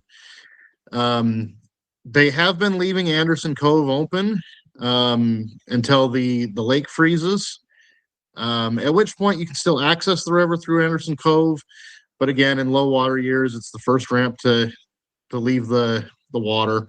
It's kind of far away from any of the good fishing. Typically we see, great perch fishing around Cemetery Point, good crappie fishing in the Narrows, and Pineview's a big reservoir. It's kind of hard to get there without a snow machine. So I mentioned that they closed Port Ramp and Cemetery Point ramps on September 15th, 2025. That created a huge problem because on September 27th, my chapter has a 2-day tournament every year, the last weekend of September. They know about this. We file our permits with the Forest Service. Water temps on September 27th were still right at 70 degrees Fahrenheit. The weather was beautiful, and they let way too many people launch. It took my tournament. So my tournament ended at 4 p.m. and it took my participants an hour and a half to get off the water. These pictures here, the one on the right was the first one I took when I was back out by the freeway or by the highway. You can see the fee station there. And then after I got a little bit forward, I turned around and you can see the boat the boat trailers starting to come back into the parking lot. It was just a mess, and they never should have been allowed to close the lake that early. Here's the trail that I drew. That's how far back the boat trailers were backed up trying to get out. And that creates another problem because boats that have already pulled are blocked from getting out of the park. So they've got to wait until more people pull forward. So it was just a mess. Poor repair. These pictures were from an article. I believe it was 2020. It might have been sooner. I'd have to look. But Port Ramp, it's very rough. You can see these concrete slabs. They've shifted over the years. They shake your trailer. This article actually shows a video of trailers getting violently shaken as they're pulling up and down. We've got walkways falling off the mountain. This is part of a trail system, and it was, I believe it was part of the ADA access. And rather than do anything about it, they roped it off with caution tape. This picture is not great, but they've also got a wedge dock that they put in on the far left of that ramp picture, and it takes up a full lane that could be used for launching and loading. And if there's a boat tied off to it, then it's taking up 2 lanes. So that just congests things more. Now, as far as the port repair goes at Port Ramp, since 2028, we've been promised repairs from the Great American Outdoors Act. Once complete, they should provide better services. But as of November 2025, the Forest Service hadn't even hired a contractor. So they closed the gate, promising to start construction 2 weeks before the season ended. And as of November, they still hadn't hired a contractor. So I don't understand their justification for closing 2 weeks early. And honestly, I haven't even heard if they've hired a contractor yet to this date. So I don't think construction's even started. These next 3 images, they came from former Ranger Sean Harwood. This is the proposed improvement plan for the Port Ramp complex. This is the west, so the top of the screen is the west side of the lake. This is Windsurfer Beach. It's going to become the new access for the entire complex. They're going to create a new day use area on what they're going to tentatively calling New Point. So it's going to have more parking, more access to the beach. And then you're going to travel through there to get to the new port ramp. The AIS station, and I believe they're getting a dip tank, is going to be just to the left of the ramp. You're going to launch, you're going to have your parking to the right, and then when you leave the lake, you're going to leave in what is currently the entrance and exit. I believe that they are planning to provide facilities to staff it throughout the entire year, but I'm not 100% sure on that. All right, some fees. When Utah Recreation Company took over in 2018 from American Land and Leisure, they immediately began increasing the fees. So the Pineview Pass is currently sitting at $197 for a year, and you get access to Pineview and Strawberry, and I believe Current Creek too. I looked at their website, and I think it allows Current Creek. Every year is different, but historically they have kept the gates closed, and even if it's ice-free in March, you can't launch until May. Now I put a comparison here with the State Parks Pass. The State Parks Pass is $125 for the year, and you get 43 state parks and year-round access. So I don't understand where they're justifying the fee increase, especially where they have not put any money back into the facilities. Speaking of Utah Recreation Company, this is a screenshot of their website. And what I've circled here is we are a division of Vista Recreation. And a Google search of Vista Recreation shows that they come out of El Porto, California. So Utah Recreation Company isn't even a Utah-based company. And if they're not putting fees back into the facility, I'm worried that they're sending revenue from Pineview out of state. We get a lot of miscommunication and misinformation from Utah Recreation Company. There's never a straight answer. In 2024, we're closing the gate September 29th. We're closing it October 6th. We're closing all the ramps. We're leaving Anderson Cove open. We're closing because of the AIS program. We're closing because of the pipeline. We're not closing. It was just extremely confusing. 2025, the URC camp hosts were spreading a rumor that the lake was going to be drained to 15% for pipeline work. The pipeline work has been no secret. They've been working up and down Ogden Canyon all year. Problem is URC has no connection to the project. According to Taylor Stewart from the UDWR, who's been working closely with the construction company, they haven't determined if they're going to drain it or not. They might drain it. They might run through the existing pipeline. They might drill a new hole, like similar to like an oil drilling, or they might even use cofferdams so that they can drain parts of the lake, but not all of it. Some other problems we had was with our tournament. We filed our tournament paperwork with the United States Forest Service like we do every year. And on September 27th, when we had that big backup issue, URC claimed that they didn't know we had a tournament that weekend. So there's a disconnect between the Forest Service and URC. Allowing a tournament, allowing too many boats, and it just created a problem. Investments versus access. You heard some of this from Clint.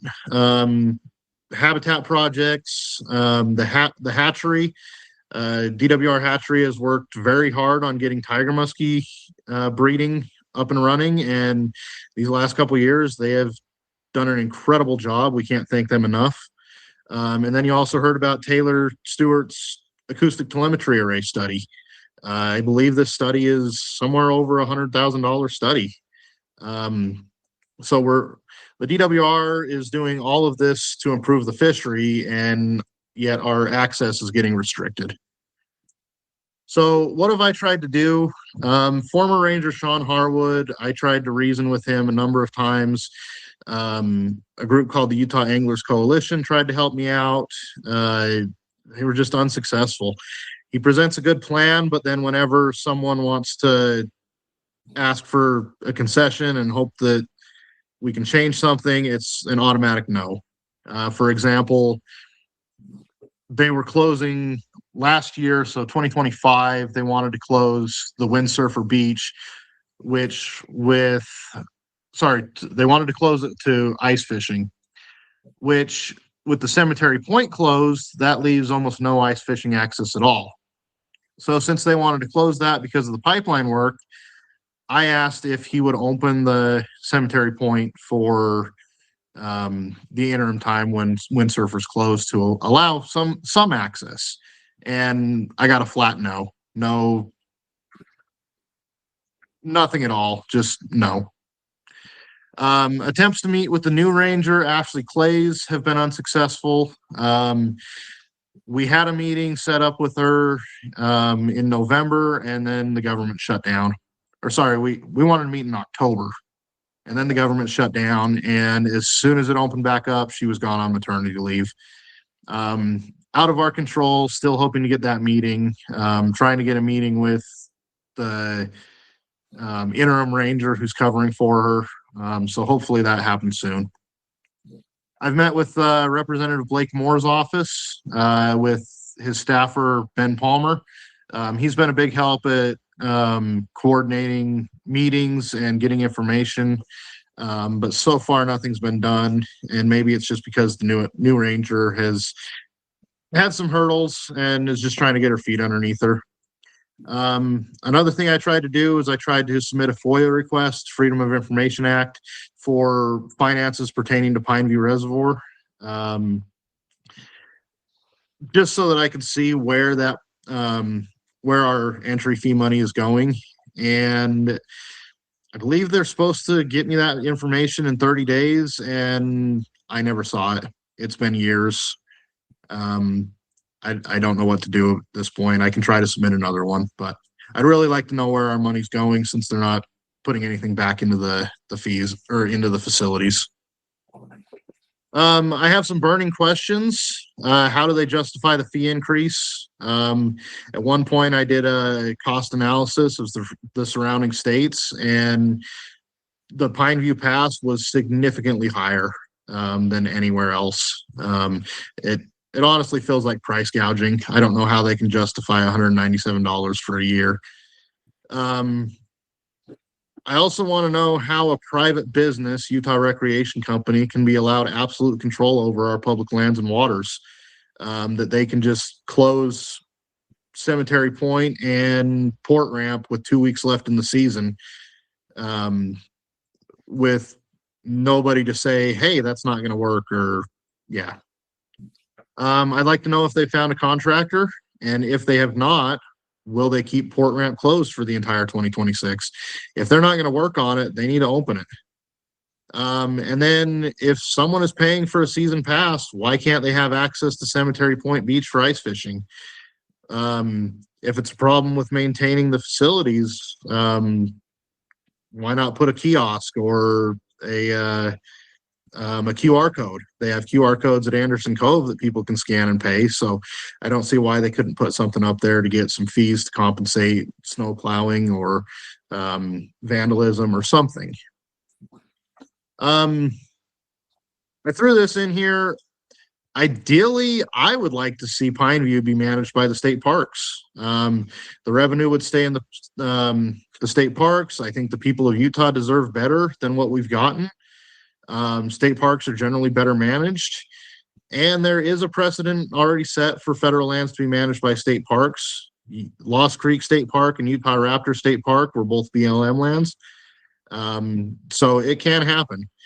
And that was part of the conversation I had with Blake Moore's office. As of right now, it sounds like we're just missing interest from the state, and he can start pursuing transferring management over to state parks. I think that would be ideal case. If not, hopefully some of this construction and the new ranger can be reasoned with, and we can get some improvements, because Pineview really is it really is a special fishery. And the conflicts with the wake boaters aside, Pineview is a great fishery, and I'd like to see the entire experience from getting on the water to fishing to getting off the water be improved. I think I went pretty well on time, so if we've got questions or discussions, feel free to ask them. I'm going to put my phone number and the chapter email address right there. So if you want to reach out after, feel free. So I'll take questions now. So I'll jump in here. Kudos to Blake. He has been a voice going forward that we haven't had. And he has tried over the last 5 years diligently to see if he can make changes, and has asked his anglers to do so. The Division of Wildlife, we've had confrontations. We've had like them telling us we are not even allowed to launch our boat or collect our gear at parking lots from the Utah Rec guys. One of my best friends had his dad almost in a fist fight with one of the Utah Rec guys because he was trying to load a boat at the boat ramp. So all of the complaints, Representative Moore, the guy that represented the office came out with Blake and Taylor and Justin Shannon, who's from our director's office, and they spent a few hours on the lake talking about the problems. And I think there was a really good conversation that was had with that representative, and he has asked for any conflicts or issues to go directly to his office, because he really would like to push this issue and try to get it to become a state park. Like I said, Blake's been working at this like diligently for the last 2 years, really hard. And before that was a sounding board for complaints and stuff. We've been told that it's a 5 to 10 year process for a state park.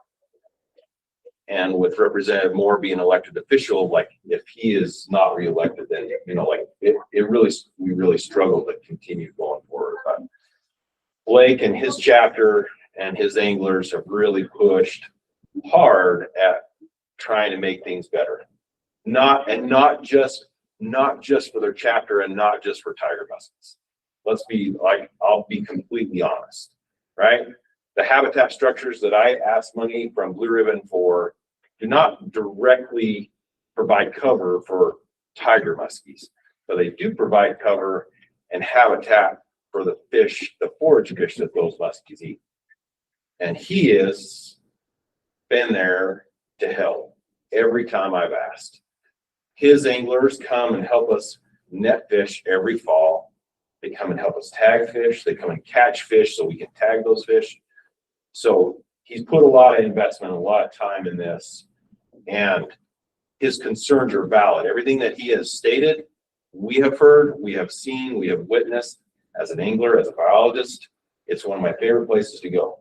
And it really sucks to have the pushback be blamed on anglers. That's why it's shut down in September and open in May, is because anglers do not pay the bills, right? Their season operates from wakeboard boats and surf boats. That's what their season operates for, and that's all it's about. They could care less about anglers.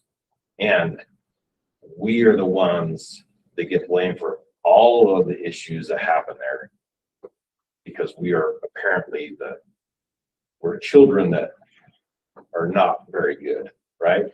But it's not us causing issues. It's not anglers causing issues. So it's been really, really good to have Blake kind of step up and like push this. He's tried lots of avenues like he talked about. And kudos to him for doing that. Blake, Clint, who's the concession contract with, the Forest Service? The concession is held by the Forest Service, and they concession it out to Utah Recreation. And is there a copy of the concession contract floating around somewhere? I don't think Blake's been able to get that.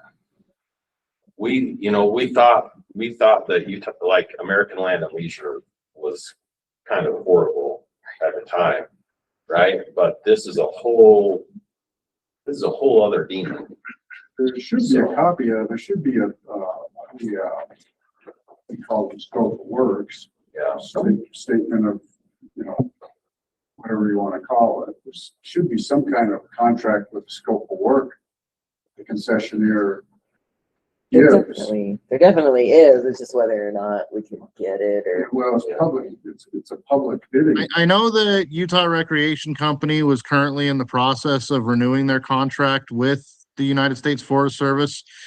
I haven't seen that contract, but honestly, it almost feels like they're operating with no oversight, that the Forest Service just signs the contract, lets them manage it so they can focus on other things. Well, a couple things, because I was in public, I sold to the governments a lot. And I would not pressure, that's the wrong word, request out of Blake Moore's office that they get a copy of that contract, because any of these things have to be put through a public bidding process unless there's auto renewals based in the contract. Now, the way we maneuver a lot of contracts is do a 3-year agreement with two 1-year renewal options based on the scope of work. So it might be interesting to pull that contract and see what the actual requirements of the contract are. A lot of that may be, I don't want to say solved, but if you've got Blake Moore's office involved in this. But it's such a different. I appreciate that. I will bring that up with Ben Palmer and see if he can get his hands on that contract for us. I just did a quick search. Thought it might be with the state, but I'll see if I can find something that might get Thank home. you. Blake, when you've met with Representative Moore's office, does it seem like something that they're actively working on with state parks, or does it seem kind of more, I don't know. The last time I had spoken to him about it, it sounded like he had everything he needed on his end. The only thing missing was interest from state parks. or sorry, from, I think he said the state in general. He said that he had reached out to a couple land management agencies. I'd have to check my email to see who. But he said that they said it wasn't on their radar. I had spoken with Scott Strong about something else that I was working on with Newton Reservoir. And so I had given Ben Palmer Scott's email address and contact and said, reach out to him and see what he thinks. I have not followed up to see where that went, but I certainly can and will. Yeah, I was just curious. And it almost seems like something that I can talk to our chief about, unless I don't know, has Craig talked with Drew about maybe just, like having our director's office talk with Scott and just to see, maybe not put the pressure on necessarily, but just to see what their interest might be and let them know that, sister agency is also interested. Craig hasn't said one thing or another, at least to me, about putting pressure or at least having a conversation with another division. Clint can probably attest to this. We don't, the Division of Wildlife hasn't wanted to, hasn't been able to do too much because they don't want to step on the feet of their partner, the Forest Service, and I don't blame them, which is where I've tried to speak for them where they can. So I don't know if Craig is able to, but I mean, if he is, I encourage it. And yeah, I'll see what if there's any interest in just having a conversation and I don't know, maybe Scott has questions, right? And he's not confident moving forward because he doesn't understand what the benefit might be, the drawbacks that I think we could just talk to him from an angling perspective and a anglers who boat perspective, not necessarily put pressure on, just answering questions and letting them know from our perspective, not pushing one way or the other. I could imagine that we wouldn't want to necessarily take specific sides there, but yeah, we could. I would like to think that we'd be more than happy to just have a conversation. So I'll keep you. And I do know that conversations with Craig that I've had about this, his main concern is the bandwidth of state parks. Pineview would be a significant undertaking, and he worries that it would stretch him too thin.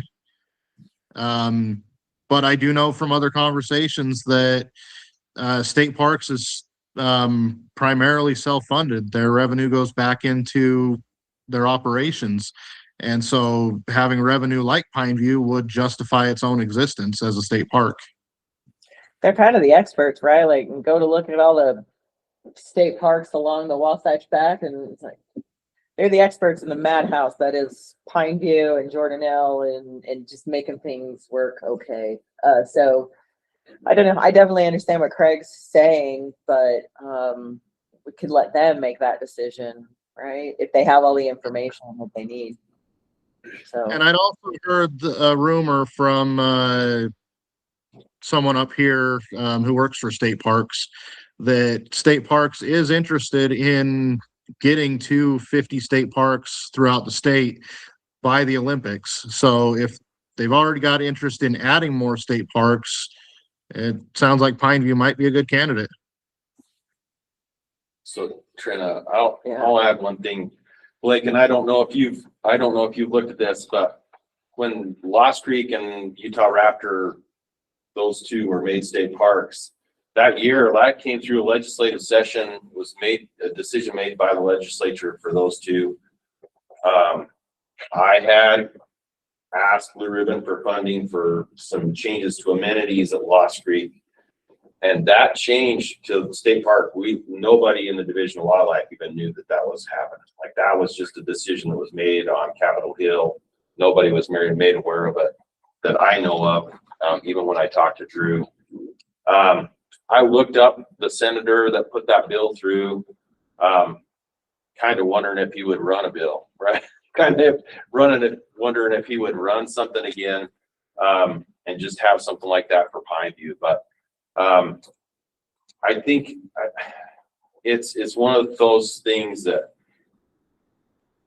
from the outside looking in, when you go to a state park and you have, 43 or, state parks that you can go to for $125, you can cover a lot of area in the state of Utah. You go to southern region and you got 3 fisheries, 3 big largemouth bass fisheries within 45 minutes to an hour of each other. And they're all state parks, and you just go from one to the next if you want to, and there's so much use here that it would be really nice to have state parks take that over, and they actually have a way to have ownership. They don't rely on Weaver County or Division of Wildlife or an Ogden City cop to do their enforcement. Like they have enforcement there on site and a lot of different things.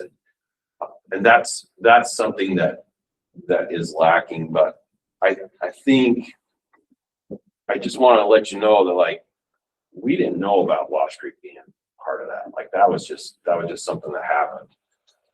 And so I think if you've had, Representative Moore's office, and like I said, I looked up who put the bill for both of those state parks. It was the same representative, and he was from down in, I thought it was down from the southern region, but like not even really tied to our area up here. So there's some, it was just a thought. So Yeah.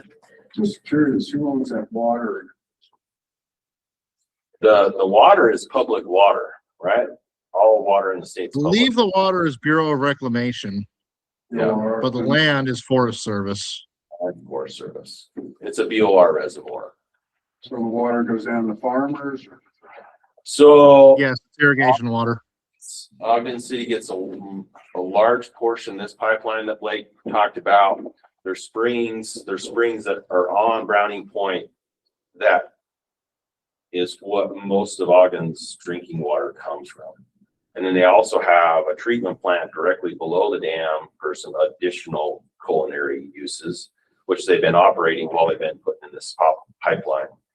And then secondary use for municipal and ag and whatever else is stored there as well. Is there a conservation easement in that? There is no conservation pool on Pineview. It got down to 16% in 2021, which is the lowest that I've seen in kind of like the last 20, 30 years. And we didn't have any issues with fish kill. We didn't have, like anything like that. But you couldn't launch a boat anywhere. Even Port Ramp was kind of high and dry at that point in time. But we pulled into the ramp, and like Blake showed, it's really in tough shape. It really is. We pulled in there, and the Utah Rec guys were having the Forest Service guys on their own dime clean off the boat ramp so they could collect more money from anglers that wanted to launch. Right? Like it wasn't them contracting somebody else. They were just told the Forest Service guys to come and work on their own dime and clean off the boat ramp so they could charge $23 to launch a boat. So it's really that kind of a situation. It's a broken system. The pathway, Blake, is supposed to be an ADA accessible pathway, and it's not. Yeah, it's completely sloughed off. You may want to file a federal ADA complaint. Seriously.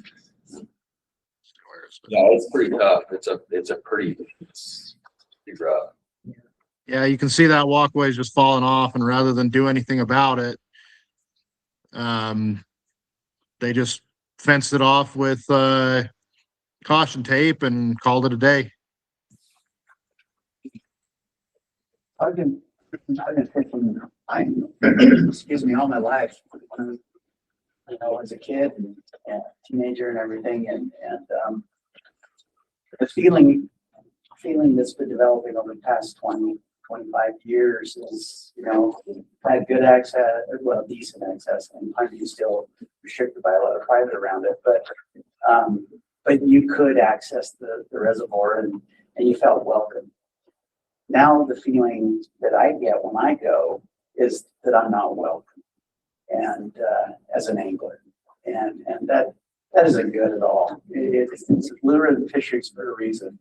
And it is a good fishery, a really good fishery. And we hope you all fish it this summer, or from now until October. But we do need to get this figured out. It is an issue, and I think we'll be getting harder to deal with one. Well, if we're having all this trouble up there, why are we continuing to have a blue ribbon water? I think it's a good year to ask the question and make sure you visit it and get the full experience, right? Need to get out there and see what it's really like for average Joe, Jane angler. Like, is there anything, like when you meet with folks, would it be helpful to have someone from Blue Ribbon attend those meetings with Representative Moore or whomever you're speaking with? Like, I don't know if there's interest here from the council, but would that think that might be helpful? Or I'm happy to take any support that you're willing to give. I can send you an email about when I finally get a meeting with the new ranger or her interim. And if you want to have a representative attend that meeting, they're more than welcome to. yeah, definitely let us know and we can at least put it out there if anyone has interest. It's always nice to show a unified front and where it's a Blue Ribbon fishery. Right. And I'm definitely willing to get involved and stay involved even after my term on Blue Ribbon. But I appreciate you bringing up the point about the parking. If you buy that annual pass, it doesn't give you access to the reservoir or parking after that. I hadn't even thought about that. To one location, right? One location far away from the best fishing. Yeah. For ice fishing, yeah. Yeah, and one of the things that maybe it wasn't clear, but like until Utah Rec took over, it was year-round access, right? There's you can drive there's around the main probably 8 or 10 access points that are completely free to the public. Some of them aren't the best and the easiest to get down, but they're completely free. And now with this new plan coming, a lot of those are going to be eliminated. There's going to be a fee associated with those access areas.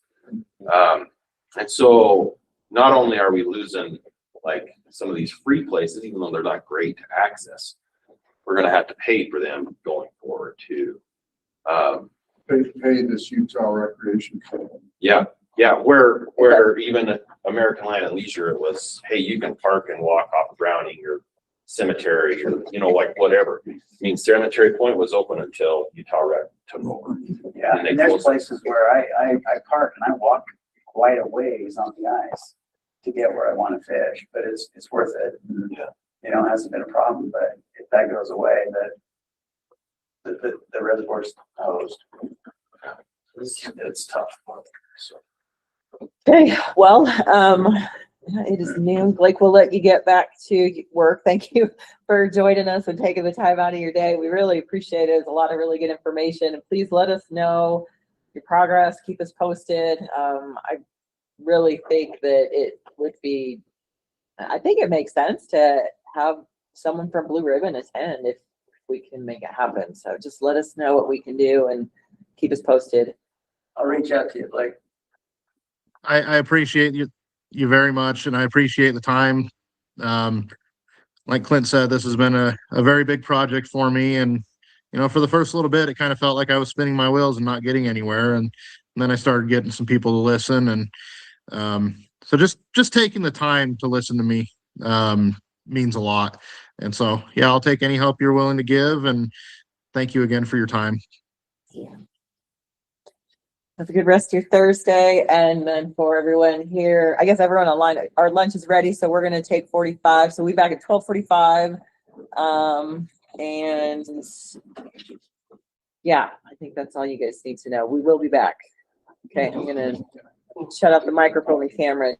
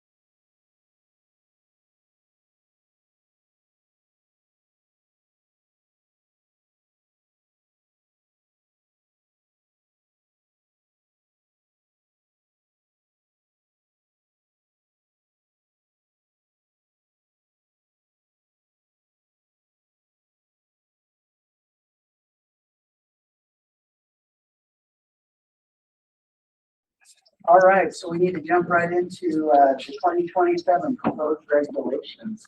And you have copies? Want me to have Send one? that around. Maybe give me that. And I'll do the other side. Yeah, so I went ahead and printed out. It's the exact same thing as I sent in the email, so maybe it wasn't necessary, but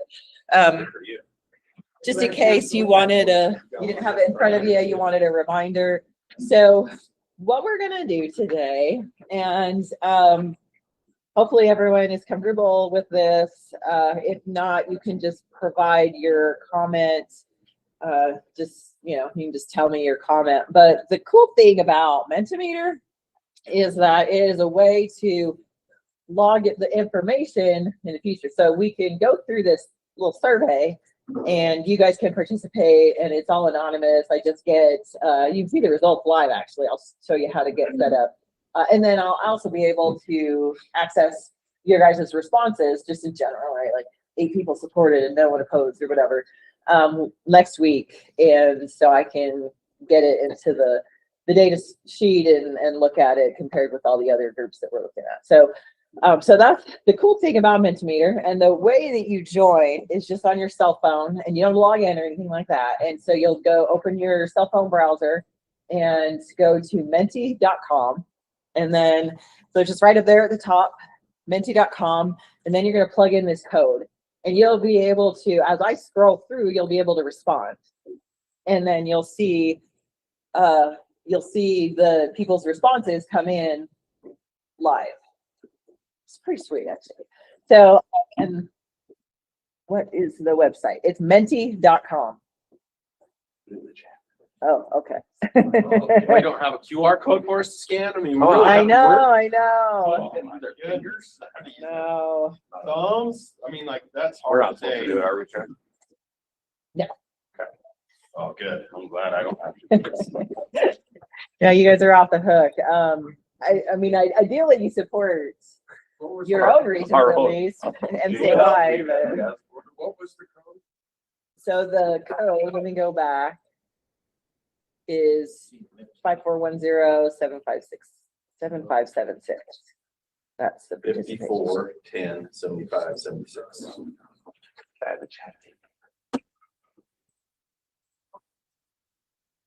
So it's, Oh, Lord, There we that's go. not Code. Simple. Where's the code at? What's it called? 5410 why does it not? 7576. That's it. Is that really like? Yeah, that's probably just a direct link to get in. yeah, that's. And they don't I either third Mountain Dew for the day. That's all I can say. If you'd got me at 8 o'clock this morning, I wouldn't have gotten 5. I guess. Are your lips buzzing? Not quite. My legs are moving though. Okay, so is everybody in? Is everybody good to go? Yep. Okay, so I figured I would, so you've already read them, you've already read through the descriptions. If we want, we can just blast through it, but I was thinking I would kind of talk a little bit about the background, not necessarily any more than what you read in the description, but just kind of just to remind you. So this first one, and we do have a few more. I did kind of pare it down just to make sure we don't go over time. This should give plenty of time for discussion. So if there are any where you guys are like, oh yeah, that doesn't pass the gut check, there's no way I can support that. Or I need more information, just bring it up and let's talk about it. Go ahead, Jane. Can you type the code into the window? Yes, so see, it didn't work. So we tried to copy and paste the, what's the code, Clint? 5410-7576. Yes, ma'am. You're on fire. Okay. Okay, now it's just the code. Sorry, I tried to copy the code and it was, when it pasted, it was just weird. So, okay. So the first one, do you support increasing protections for our native non-game species by preventing anglers from harvesting them while fishing in specific locations?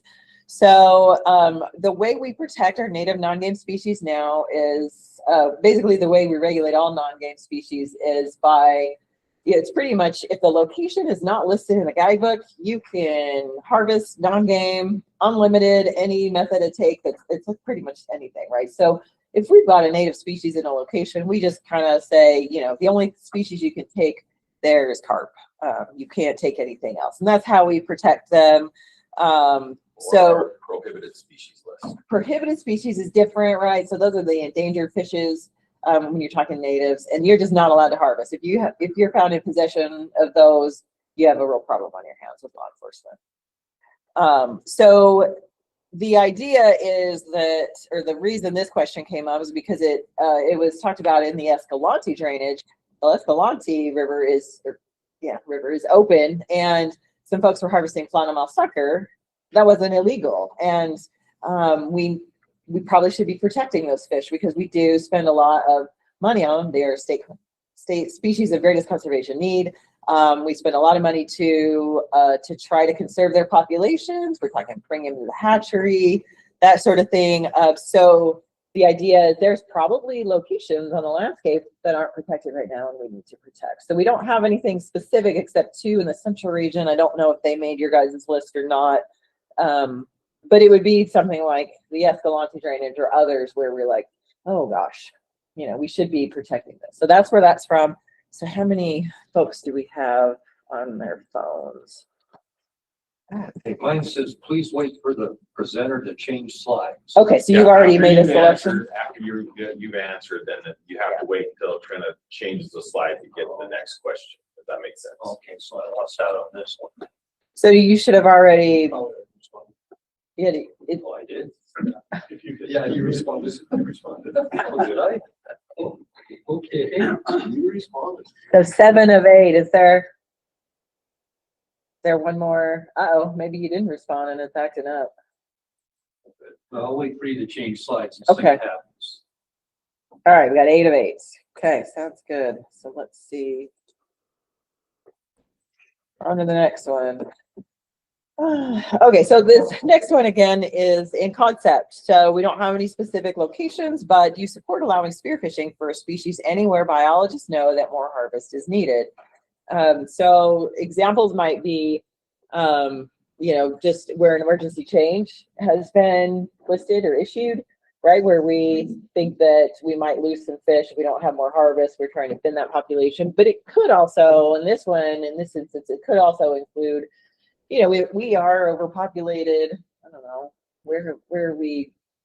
So Lake trout at Flaming Gorge. That's already on the list, but like, let's say it wasn't, right? So would you support? Or walleye starvation. Yeah. So these are already on the list, but yeah, go ahead. if this, let's see, so like once the body of water gets established with spearfishing, how easy is it gonna be to repill it? Like let's say Flaming Gorge is all of a sudden become a spearfishing destination. Now it's like they kill too many lake trout are gone. How are we gonna walk that back? Because that can be really challenging. Yeah, I mean, it's a good question and it's a valid concern, right? It's a valid question, but I just, typically it seems like when we have an overabundant fish, it is a really long-term process for trying to get that fish population back in check. We are the ones who manage and regulate the fishery, so it would probably be unpopular with the spear anglers, but what we've learned from that group and working with them, they're like, just for example, they're totally fine with the black bass closures, right? It's like anywhere you have a concern, let us know. We don't want to take more than what we should. So I think that group, there are going to be some, yeah, it wouldn't be popular. They wouldn't appreciate that. But there are, I'd say that at least the folks that we work with mostly, if there is real evidence and data showing they're back in check, we don't need your guys' help anymore. In fact, we're a little worried going the other way. I think they'd be happy to say, yeah, no, we'll take our effort elsewhere. But the group in general, there's going to be people who are opposed to it. We would just have to work with them to help them understand. So they're also super small groups. It's about 1,000 folks. Oh, is it that many? I was told it was like 500. By our estimates, it's not an exact number. By our estimates, about 1,000. Close to 1,000. And And the this is all bow- underwater spearfishing? It's all underwater spearfishing. The No bow, air tanks? Or are they allowed air? no, tanks? they're allowed air tanks. They don't normally use it though because that scares the fish away, from what I've heard. But I think some people do use it. But Can you use a different license for that? no, They are just subject to all of the same, basically everything that's in the guidebook. There's no So separate. they just, there's like snorkeling down, catch fish. Yeah. And like some of them go 70 feet. It's insane. I can't even imagine. I panic and die. Their biggest struggle, honestly, is runoff though. They have a very short window where they can do this for a while. Like on Deer Creek, when the reservoir starts filling, it just gets chocolate milk and they can't see more than a foot in front of them to get to that depth. Well, So their window is small anyways. Like anglers can fish 12 months out of the year on some of these reservoirs. But water quality does limit when they can actually do all this anyways. and clarity, like you're saying, is a big deal. Like there's a lot of waters that we have that you couldn't spearfish because you'd run into the fish in your face before you like could see it with a spear, you know, like it's just too murky year round. I still think it should be called spear hunting. It's not fishing. Like fish. Hunting. So 2 more, looks like we could have 2 more responses. Did we want to? Like One more. One more? You were? Okay, there we go.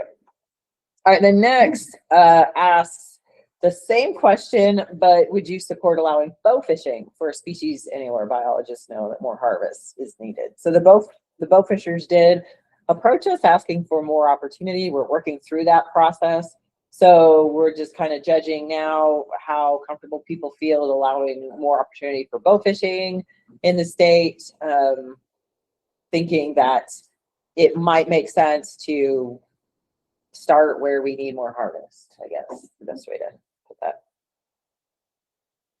Is it bow fishing more like carp oriented though? So far, what is it, like carp and Utah sucker? Probably carp and sucker, probably the two that can't shoot sport fish. Right. So it's just limited, I think, just to those 2 non-game species. We've had a lot of interest with Utah Lake and the pike since they are illegally introduced. However, June sucker puts a lot of regulations on where you can and can't do that. So does Utah that, pike and hardball. musky count as a game fish? You can Yeah, do it at Fish Lake, can't you? Well, you can spearfish at Fish Yeah, Lake. you can't bow fish at Fish Lake, right? Yeah. Okay. So is that affecting Utah Lake, or does that regulation need to change there specifically? Well, I think that's what this question is like, if Tyler said, you know, it would be really nice if we could kill some extra pike at Utah Lake, and there's some guys that want to shoot carp and pike while they're out shooting carp, can they shoot pike too, right? Catch and kill. And that's what this would be allowing, right? And I guess I should clarify, I meant to say when he started off that this is conceptual. This is a new part of the process. Previously, we would collect regulation proposals that were pretty well set in April, and then we'd put them out to the statewide English survey, which is just like 25,000 random anglers get an email with the survey. They may or may not respond, and we get X number back, and that's what we would take to the board. So this is about 6 months early, and these are basically concepts. So we're shopping them around to UIC, to you guys, Rocky Mountain Anglers, just to get a feel for what is gonna raise people's hackles, what people are gonna be okay with, and then also some of these also, right, like just judging in general how comfortable people are in preparation maybe for something more specific. So this is not like your guys' input here is kind of helping draft the regulation proposals that we take to the statewide angler survey. It's not the be all end all. So, you don't have to feel too much pressure, I guess, right? But yeah, go ahead. Has there been any conflicts that you know between traditional angling and spearfishing? Yes, definitely. Yeah. Deer Creek is the hot spot right now because there's been the state record walleye has been broken twice over the last 4 years. Fish Lake, lake trout, and So we should clarify the conflict though, like not necessarily on the water, but after the fact. after the Not fact, getting in the way of each other. not at that level. Yeah, No. not that we're hearing directly. The state record of walleye was caught with spearfish. Correct. It has its own record. It's not the overall state record walleye, it's the spearfishing state record. And that took a lot of publicity on social media when that got. Yeah, we always, help people celebrate their record fish catches. However, when Mickey, for example, we killed a lot of big walleye too. And this one angler has taken a ton of heat because he broke the state record walleye. And all the anglers are like, why can't I catch that? They're killing all my big walleye. But when there's 5 guys that spearfish Deer Creek consistently, are they killing all the big ones, or are anglers not seeing them? And that's where the conflict is they're seeing photo evidence of a dead big fish being killed, but they're not seeing the other 50 anglers on there that might be bringing big fish back home too as well. It's just because it hit social media is when the conflict rose, and petitions were sent to you and Craig, I know. And in response, to when we talked, I think we requested in the 2025 regulation changes to add a few more spearfishing waters. Most of them were in the high UNS, but there were maybe a few more. And the board actually tasked us with developing a way to get more information from the spear anglers. So Craig Walker, who, bless his heart, he didn't make me do it. He put together Survey 123 survey tool for the spear anglers to start utilizing. And right now they're beta testing that. So they should have like a full season in 2026. And then some beta testing too. And Ryan Peterson is one of the main guys. He's really helping get the word out, really help develop the survey tool. So I think it's going to be the board's going to be better be super impressed with all the work they put into it. And it's going to give us not necessarily an idea of total harvest by spear anglers, or we can't get that tool out to everyone, but they're going to try. But we can definitely get a feel for what people are seeing when they're down there. How many big fish are they targeting? How many trips are they taking? Just how do you identify them if there's no category of license for them? Oh, so we didn't want other anglers who may not like spear anglers, not saying anyone would sabotage, but we didn't want any potential for that. So we basically limited that survey tool just to people who are registered with the spearfishing group. So only those people have access, and they're also instructed don't enter your regular fishing, because most of them fish regular, normal, whatever, as well. And so they've been asked to help us out and get us this information. So we'll have that for the board meeting in September. So anyway, all right, where are we at? Bow fishing. We got. Saturday. What, does one more person want to chime in? I'm going to just go ahead if I don't. Okay. And so a couple of, again, just judging, getting a feel for bow fishing and your guys' comfort level.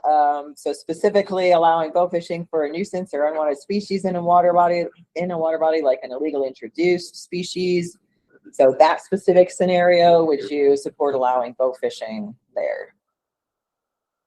Better rope. Cheaper too.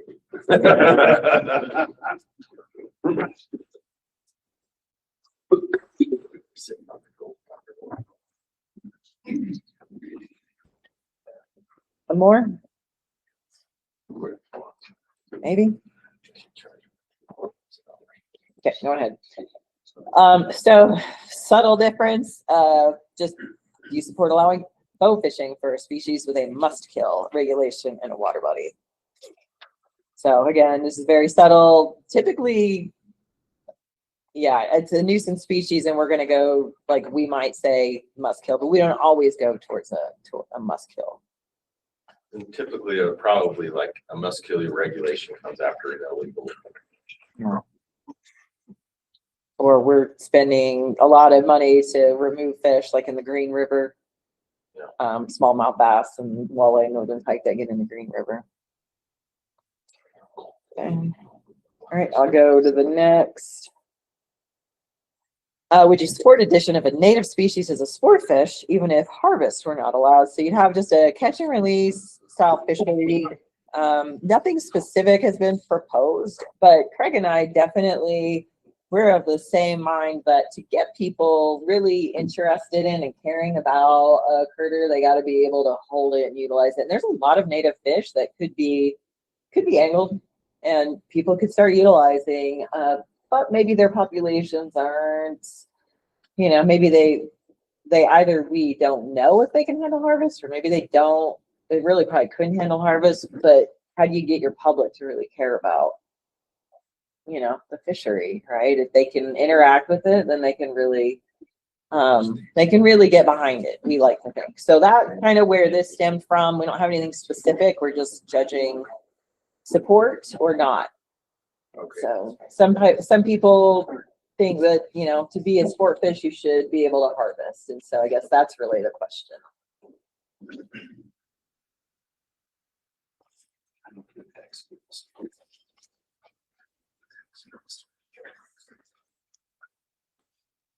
Okay. Next, would you support a native species slam to promote new angling opportunities? So like a warm water native slam or a microfishing slam. I don't know that we have the microfishing opportunities like other places with 5 million different species of minnow, but we got some small fish. So just some thoughts. Yeah. Other sides. Yeah. Just trying to think about new opportunities. Again, building support for natives. The cutthroat slam has been popular. We got a new birding slam, waterfowl slam. Just kind of fun things for the public to participate in.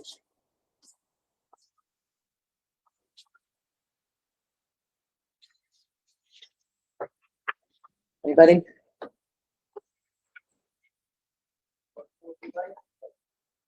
Great. Moving on. So next we're going to move to the central region. And the way this one works is you could support either one of these common carp, northern pike, or white bass. If you don't support, just don't click on that species. So would you support the allowance of spearfishing for carp, pike, or white bass in the Provo River Delta outside of the June sucker spawn? So all three of those, carp, northern pike, we can get a nuisance, a legal introduction, and then white bass, which most years is doing pretty well. Maybe not last year, but the Rocky Mountain anglers, I need to ask you something. Safety concerns because of the use of the area. With Spearfishing. it's motorless use, so you can only have paddleboards or kayaks, whatever. So there's no Yeah, I've boating never seen concern. anybody do it, but I know there's people out there Yeah. utilizing the water and splashing around. Your one concern could be duck hunters in the fall, but a lot of times those species are not. Common carp are always in there, but your pike have typically moved out. Your white bass are definitely mostly out of there. So you lose out on that aspect, which is fine. But the biggest safety concern would be where they're doing it within the Delta, if it's the river section or the lake section, where you have fast moving water, and where the parking area is the river section. So there could be some safety concerns with how they're fishing in the river stretch. But no boater. Because the river part is, The river is part of the Delta. That might even be a question of where the Delta starts and our community pond. I don't know if Trina kept that one in here or not, but That one's in here. I only see that area just increasing in popularity as well. it is. It's getting a lot of use by birders, hikers, just walkers because of the trail system there. But The one thing with the bow fishers is they're typically tied to their bows, so the arrows don't just fly correct, yeah. as far as they want. Yeah. So. Yeah, and the spears are the same way. Yeah. So it's the use, yes, will be getting busier and busier, but given that it's already restricted use on who can go in there, the motorized traffic saves a ton of concern from people getting run over, but it's no different than boats on Deer Creek. As long as the spears are flagging their stuff appropriately, the boaters should stay away from it as well. So is this because it's outside of the spawning season?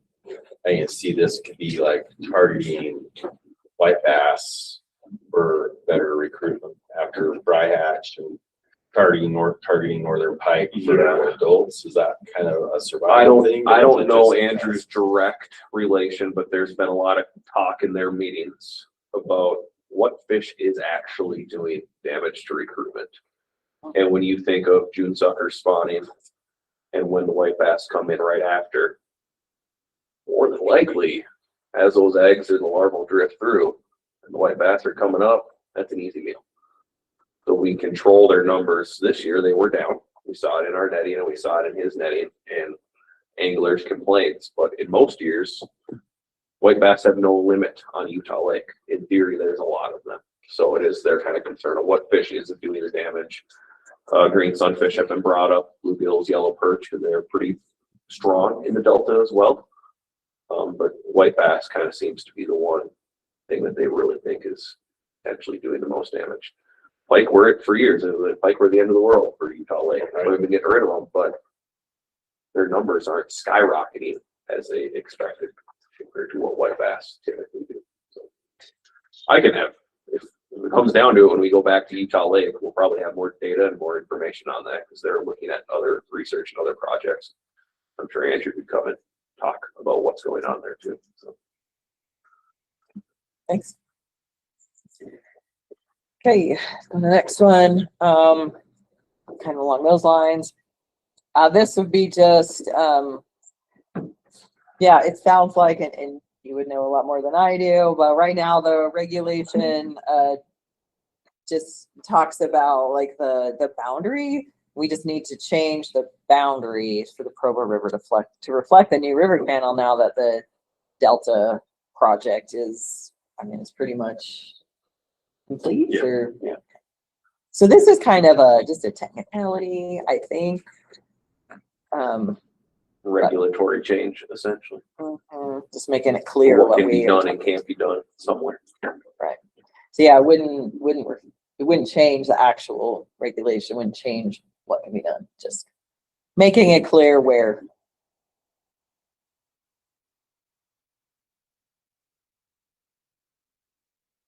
One or two more. Okay. Let's go forward. Okay, so now we go to the northeastern region. We support restoring the statewide bluegill limit at Pelican Lake. Post rotenone treatment, we were putting in large males, trying to keep that population on the larger side. You know, they're territorial, and if you can have large males in there that are the only spawners, then they're gonna limit themselves, right? Like the little guys won't be able to spawn. They'll have to put their growth into, or put their energy into growth and not reproduction. Well, we just didn't. Dang it.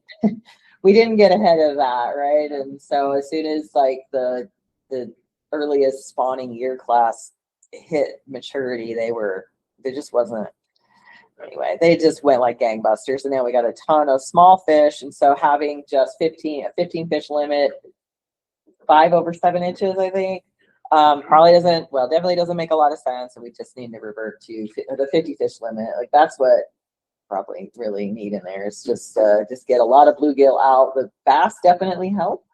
They're probably doing pretty well, right?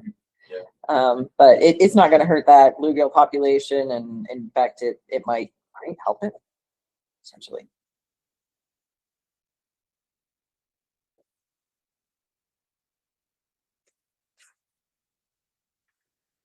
One or two more, maybe. Would you support a no limit or a must kill for black bullhead at Pelican?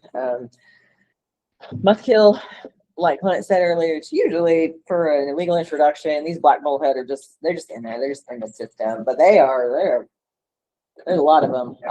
So we increased the limit to 50 in the last cycle, and it sounds like there's still a lot of them. So the idea would be to increase to a no limit, or see if people would support a must kill even.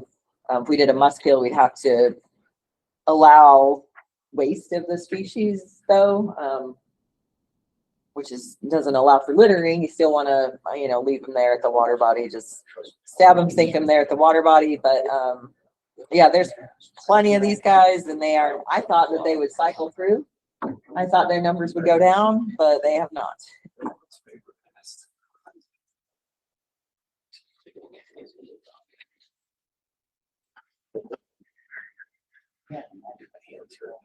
We want a couple more folks want to respond.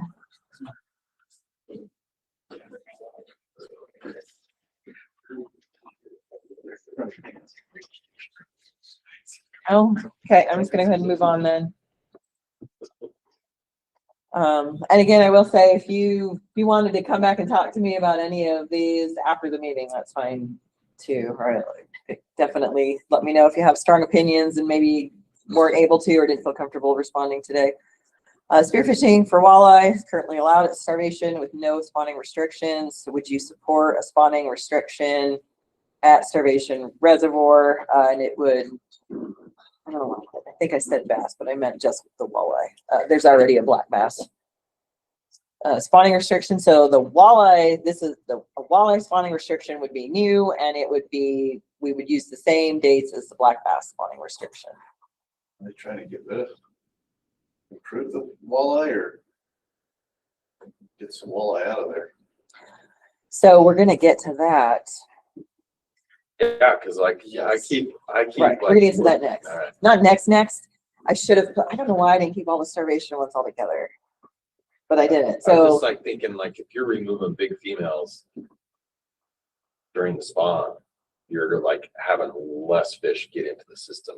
Right. Because you got a bunch of stunted fish, but Josue's gonna tell us more about. In fact, do you want to just talk what you're seeing now, and we can, it'll count for a couple of other questions down the line. Well, I think that the other one's gonna clarify some things, but yeah, like, there's an overabundance of these 10 to 15 inch walleye there now.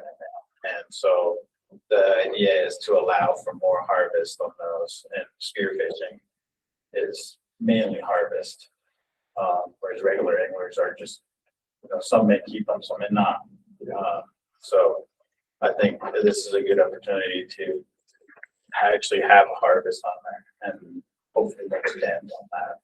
But and like you said, we've got a couple more questions to go, but it'll clarify this. It would be a protective slot limit with we have a smaller 1 over, right? So right now it's 1 over 24, it'd be 1 over maybe a 20 or 22 inch bit. Right. Based on Josue's modeling that he's working through, he's using the fisheries modeling program that we have available to us.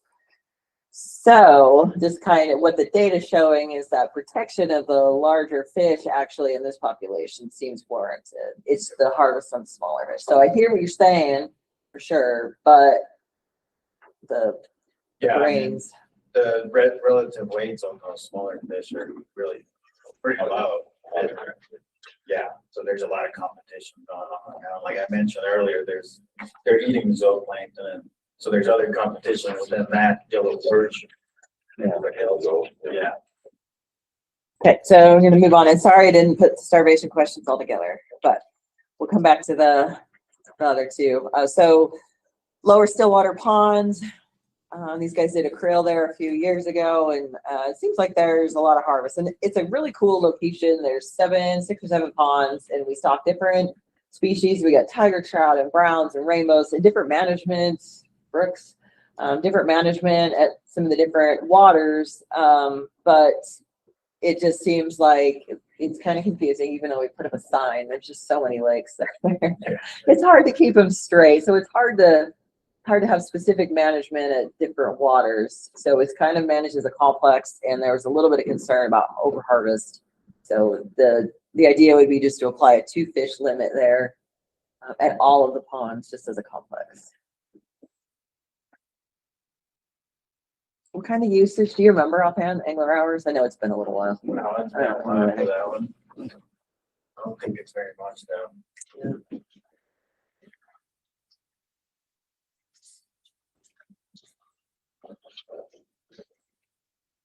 Okay, a couple more, maybe.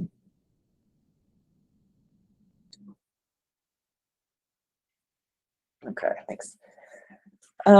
Moving on. So going to Flaming Gorge Reservoir. Brian Engelbert is our new project leader up there, replacing Ryan Mosley, who went to our Habitat branch. And Brian, being new, isn't familiar with the history of this nighttime closure at Linwood Bay. It's just during the lake trout spawn. I think October 15th through early December, something like that. And it basically, you know, there was just some, I guess, angler conflicts happening, and some occurrences of snagging, which is illegal. And it just became easier for law enforcement to, you know, just regulate that area if there was a nighttime closure and they just had to be there during daylight hours. And so that was the history of it. Whether or not it's needed anymore, I don't know. I know he's talking with Jack Lytle up there, the conservation officer. And so I don't know that we're going to move forward with this anytime soon, but he did want it on the survey just to see how anglers feel about it. If you have any. That sounds like another one, but the more lake trout we get out of there, if any means necessary, the better that lake's gonna be. So unless there's like safety concerns, I don't know. Oh yeah, there's a guide that takes people on it for, and it's not a fishing trip, it's a snagging trip over the bed of the lake trout. We need them out. That's why they go up kill. Yeah. I'll just say this, like, we have waffled back and forth on the inlet of Willard to a point where it's a constant, like, I would say if it's in place, like, know what your next 50 years looks like going forward, because flopping every 4 or 5 years because you have somebody new that wants to try something different, like, one is frustrating for anglers, two is frustrating for the biologists and division folks, and it's really frustrating for the officers that have to respond because it's just a constant. We literally have officers standing there in plain clothes. A guy calls saying, "Hey, they're snagging." He goes, "Really? There's 2 other people fishing, so you're in what clothes?" "Well, I'm not there." They're sitting at home calling from their computer, reporting that somebody's snagging, just because it's always a common occurrence, right? Like, it's just, so if you don't open it up, if it's been closed for a long time, then it's almost better to just keep it closed and not have that like potential to just have an officer responding every day, because you can't have somebody there every day and every hour of the day, because it's just something that happens regardless of harvest. I mean, it's open during the day, right? Yeah. So it's just really that nighttime. Yeah, and ours is open, but now they want to close it because anglers are mad and upset because they can't catch fish there when they go and they watch other people catch it. Right? Like, they're just jealous they can't catch fish. You know, it's just a constant struggle, and it's more about managing people. Where it's closed, I just say keep it closed. Interesting. Okay. Okay, let's go to the next one. All right, here we are with the a couple of questions on the observation. So would you support, this just asked about the slot limit, not necessarily the bag limit for the smaller fish. That'll be the next question. So would you support a protective slot limit and a smaller 1/over regulation for walleye as starvation? So, yeah, when you take the two together, it accounts for just needing more harvest like we've talked about, but at least it's preserving that smaller, or the medium size, like moving into the larger size, because there's just not that many of them. We just need them to get past 15 inches. Yeah, we just need them to and then to get past get over that. 20. Yeah. So.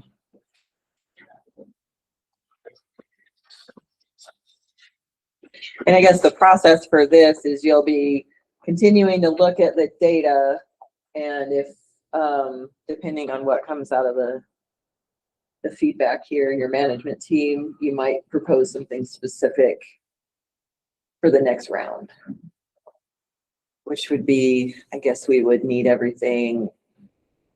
I think we asked for everything by March 1, I think, like all the feedback from the regions. Okay, so then this is the part, would you support an increased daily bag limit for walleye at starvation that are, what did I say?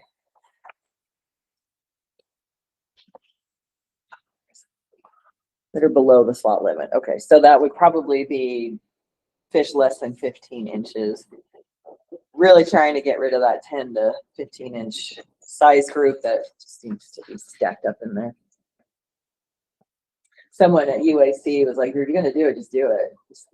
full on just open that bag limit up to just unlimited fuller. Not saying that we should do that, but. Okay, now we'll go to the northern region. So starting with Manaway, would you support reducing the bluegill limit at Manaway from 50 to 15? And I'm gonna read Chris's thing and correct me if I'm. Go ahead. Yeah, so the northern region has observed signs of bluegill overharvest at Manaway. They have observed an overall decrease in size structure with a concurrently high mortality rate, likely indicating overharvest of this population.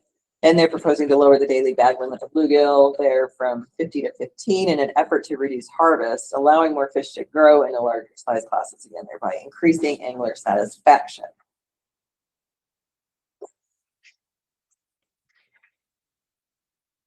On years with good ice, we lose like our top 3 to 4 year age classes completely. So like literally have 5-inch bluegills or smaller, and that's all that's left. Because we'll have 300 to 400 ice houses on a 320 acre farm. More than 4 vehicles. More Right. than And then does it take a year or two for them to grow back up, or do they pretty much? No, like if we have consistent ice year to year, we just like keep taking off the top. You know, just this year and last year we didn't have like great ice. Just barely froze. It was completely capped yesterday, but it's skinny ice. But it was nice. It's a madhouse. Yeah, it's crazy. It is crazy. But we take aging structures, we take spines off the dorsal fin and do age. And literally when those fish got to 6 inches, we didn't have a fish that we caught in all of our samples until we got to we had a couple at 9. And that was it, but everything else, like he had 50 or 60 spines. We didn't have anything from 6 to 9 inches. It's crazy. And I have seen that too, just personal observation and what I'm catching. I've fished this place for years, and you do see the decline of size. And it's, we get guys that will just sit on beds in springtime, the poor guys in a boat, take home 200 fish, and those are males that are protecting beds. And as soon as they're gone, then have small perch and small bluegills going in and eating eggs, so it's just something to, you can make a meal out of 15. I've taken home a stringer at 50. I'll openly admit that, but I can make 15 work.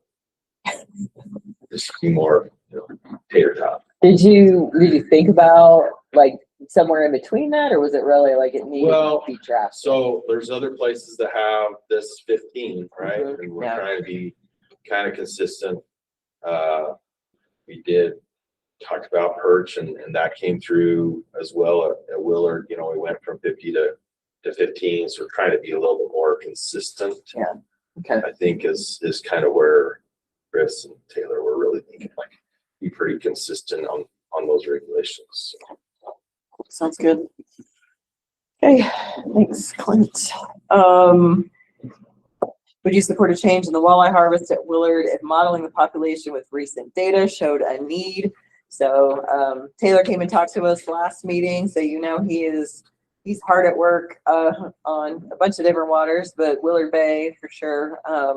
You remember that these fish grow really fast, and so they're to a harvestable size really quickly, and there's concern, not sure if we need to be concerned for 2027 or later, right? So he's working on the data analysis right now. As we might propose something, but it just kind of depends on what he's seeing. You can model out that population for quite a number of years in that FAMS program. So we'll see what it comes back with, see what he thinks, and go from there. But just kind of in the meantime, right, we wanted a placeholder just to see if people would support it in general.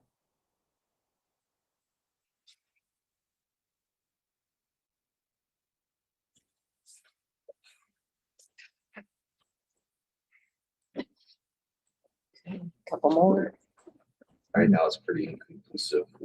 Is it? Right, yeah, I mean, and I talked to Chris just as I left the office today, and Taylor really hasn't got anything one way or the other because they just grow so fast, you know, they be protected basically for one season, and which is ridiculous. It's not Josue's issue, you know, like we can have a 15-inch fish almost in a year and a half, right? But then they're almost immediately removed at that point in time, you know, but we can grow them every year. It's just so protecting them, you know, a slot in place kind of is tough too.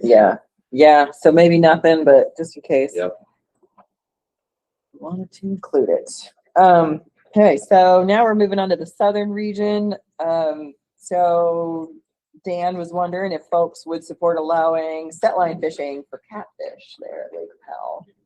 So it's a 25 catfish limit there at Powell. So it's a pretty good population. And not much concern for like bycatch or, you know, other species that might get caught there. There's a lot of fish with some pretty big limits, maybe bag limits there at Powell. So,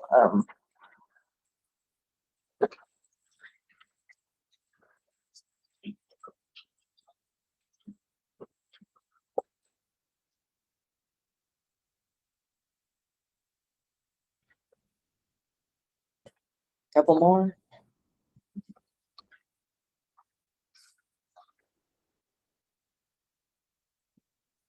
Okay, and then would you support opening Lake Powell to spearfishing during the black bass spawn, specifically for smallmouth bass? Seeing I should have included that in the question. So the largemouth would still remain protected during the spawn.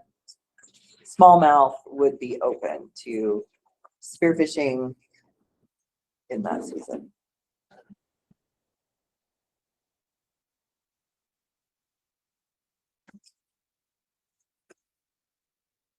And I will say that this is numero uno controversial one this year. So everything else seems pretty straightforward. This one. A lot of people scuba. Snorkel. I don't know. This is a pretty popular place because you can get back in the bays and there's some pretty good clarity. And you're not being harassed by too many boats because you're not back in these little That would farms. be a problem. So they can go along these little rock cliffs and where everything breaks off and they can dive and spearfish bluegills, you know, bass, whatever.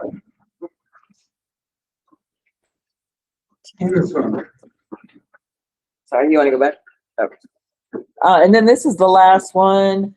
Would you support decreasing the daily bag limit of brook trout at Oak Creek Reservoir and Donkey Lake? You can actually choose one or the other or both. So these are both on the boulders. Daily bag limit is 16 brook trout currently. Combination of higher harvest and low water levels has caused a reduction in fish density and correspondingly, the size and condition have improved. So it's good right now.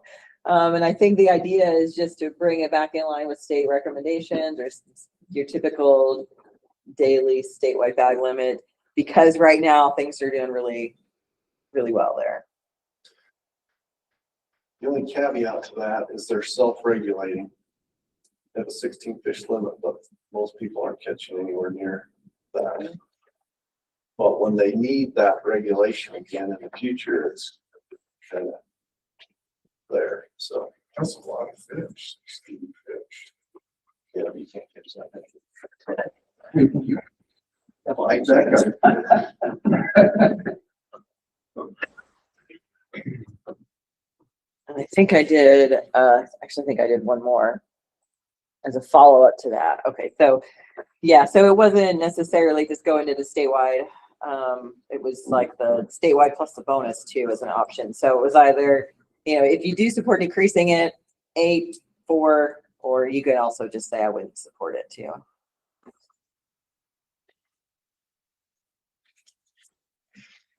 So those are fertile brookies that are spawning. We're not stocking those anymore. Yeah, so they were stunted populations of fertile trout. We increased the limit to 16 to try and let people harvest because we needed to reduce numbers.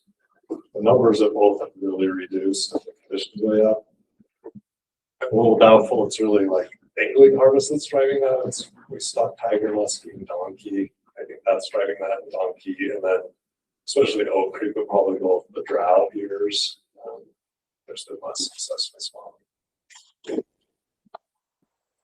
Okay, it looks like good responses. So, could I ask, so for the folks that, does anyone want to say anything about smallmouth bass at Lake Powell? That question, we could just go back to that real quick. Yeah, I'm just curious because I talk with UAC and Rocky Mountain Anglers, and they had this similar feeling. Most of them were not supported, and they gave me kind of their reasoning. At least a couple of folks. I'm just wondering if anyone wanted to share their thoughts on that, just so I have something to, well, maybe tell the Southern region too, just to let them know their thoughts. We're a friendly group here. You can go ahead and say what you need to say, right? I said I didn't support it because catching a fish on a spawning bed is one thing. They have a chance to release it, but spearing it, it's kind of terminal, like yeah, fish is gone. So they know for sure what they're shooting. Yeah, I mean, to me, it kind of takes the sport out a little bit, just targeting those smaller fish when they're so locked in and they're hardly moving for anything. And it takes the sport out of it.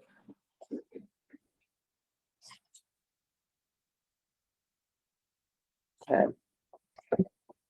That's similar to what the other groups thought, just not very supporting. Why did Dan propose smallies over largemouth there? Because, just trying to open up opportunity, but I'm not like one over the other. If you look at the harvest limit, isn't the smallmouth limit is much bigger than the largemouth, right? Like we're a little bit worried about largemouth there, but yeah, not as much. I don't think it's trying to influence population level anything. It's just spear fishermen wanted this opportunity. It wasn't going to hurt the population, so why not let them have the opportunity?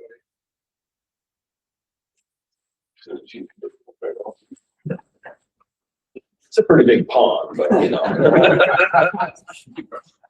just like, I saw a thing about Lake Powell being down another like 65 feet or something yesterday, and when water's that low, like everything kind of caters to smallies living and doing really well versus when vegetation's flooded for largemouth. And so I'm just kind of curious, like right now, it seems like it's a place to go catch smallies and not, so I can see some of it, but I was just kind of curious if there was a reason that maybe it was more from the spear angler side than it was from Dan. Yeah, probably. I don't know that conversation though. I guess I would touch base on this one too, if anyone wanted to talk about just their what they selected for the catfish, allowing set line fishing.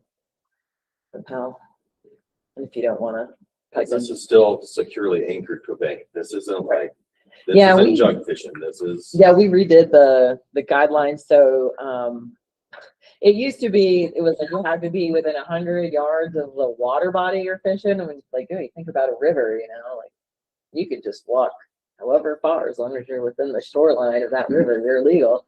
So we rewrote that to make it very clear that you had to be very real close to your actual, oh no, sorry, that's a different one. I'm getting confused now. We did rewrite a lot of the set line regulations to be more in line with some of the other states that allow set line fishing. Like we reduced it to 8 hooks from 15, yeah. Like, I don't know, we just tried to keep it in line with, try to make it consistent, right, with the statewide catfish regulation. Anyway, I just think Dan just thinks it's a really good opportunity. But this one was kind of split depending on the group too. So one group was fine with it, the other group was. So anyway. Okay. Cool. Well, thank you everyone for participating in that. We really appreciate, hopefully this, I know this is really useful for us. Like I said, we kind of got, blindsided with some regulations the last cycle, just some regs just didn't sit well with people that we just didn't even think would be a big deal. And we're trying to prevent that this go around, get the message out to people so people are familiar and so that they're not just like, because the next time that just the general public will see things, I can come back in like in March or even June, like let you guys know what we did propose.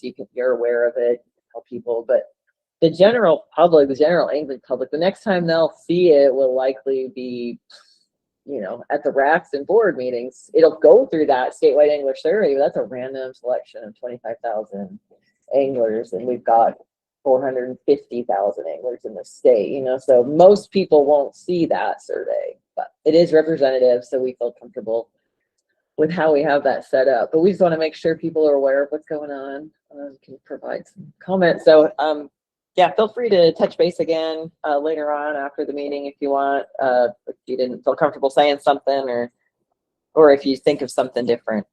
Okay, I will get out of that.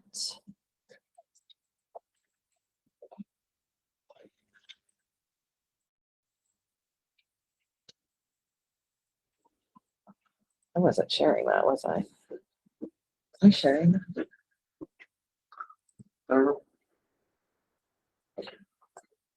If you were sharing it through your screen, you'd probably be able to just see it online. Yeah, if they were on their phone, anyway, I don't think I was sharing. Okay. I want to get out of this. Okay, next up is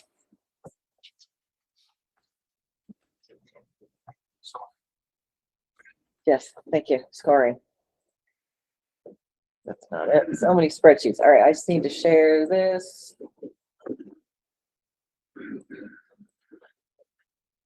Okay, so this spreadsheet, actually I need to go back to I'm going to pull up the Blue Ribbon site and I'm going to share that tab instead. So you guys see the Blue Ribbon site. This is what I see when I'm doing the edits, but it's the same format as what you guys see once it's published. So you can go in here and you go to the tab here, water body scoring. So the forms are not ready, but they will be here when I have when I get the thing. I'll just make sure there's a link here. So like if you still wanted to go in and rate the lower Provo, you can just click here and it would actually still be active. It would send you to a form that you then fill out.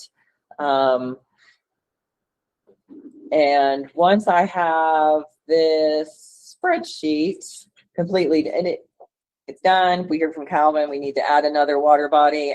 People are still kind of changing things a little bit in terms of the funding request. But once this spreadsheet is done, then I will, I'm doing water body scoring. Huh?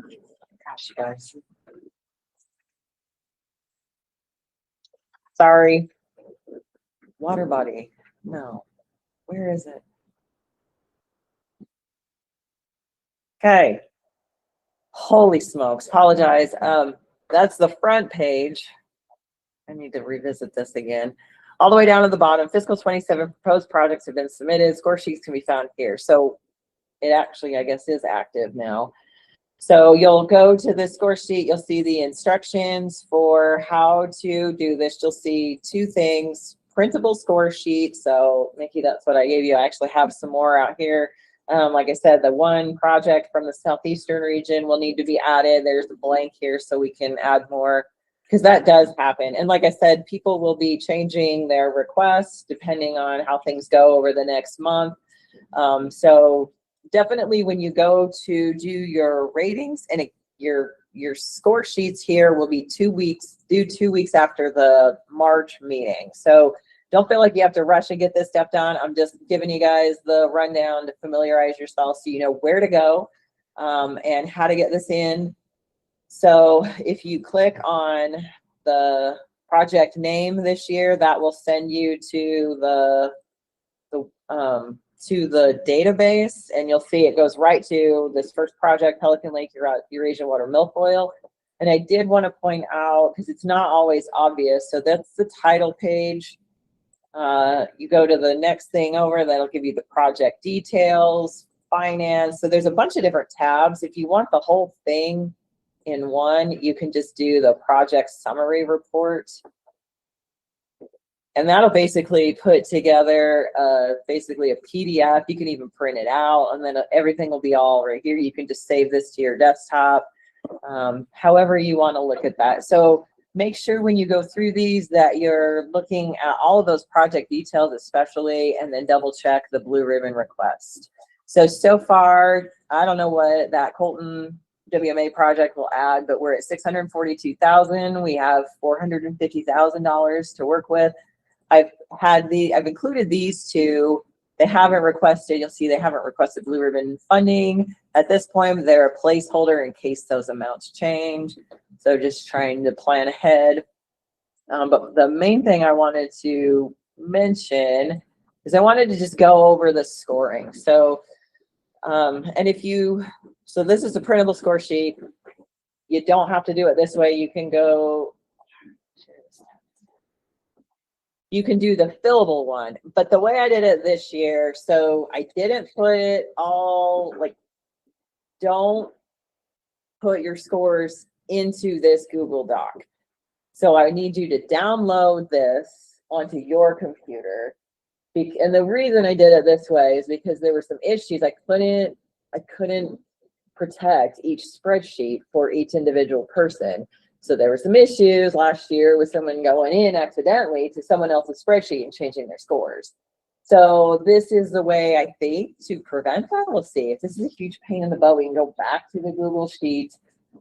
But we'll try it this way. So you'll just, this is, like I said, this is a link off of the site. Go to File, Download, and just download it as an Excel file. The fillable part of it should show up still in your Excel file.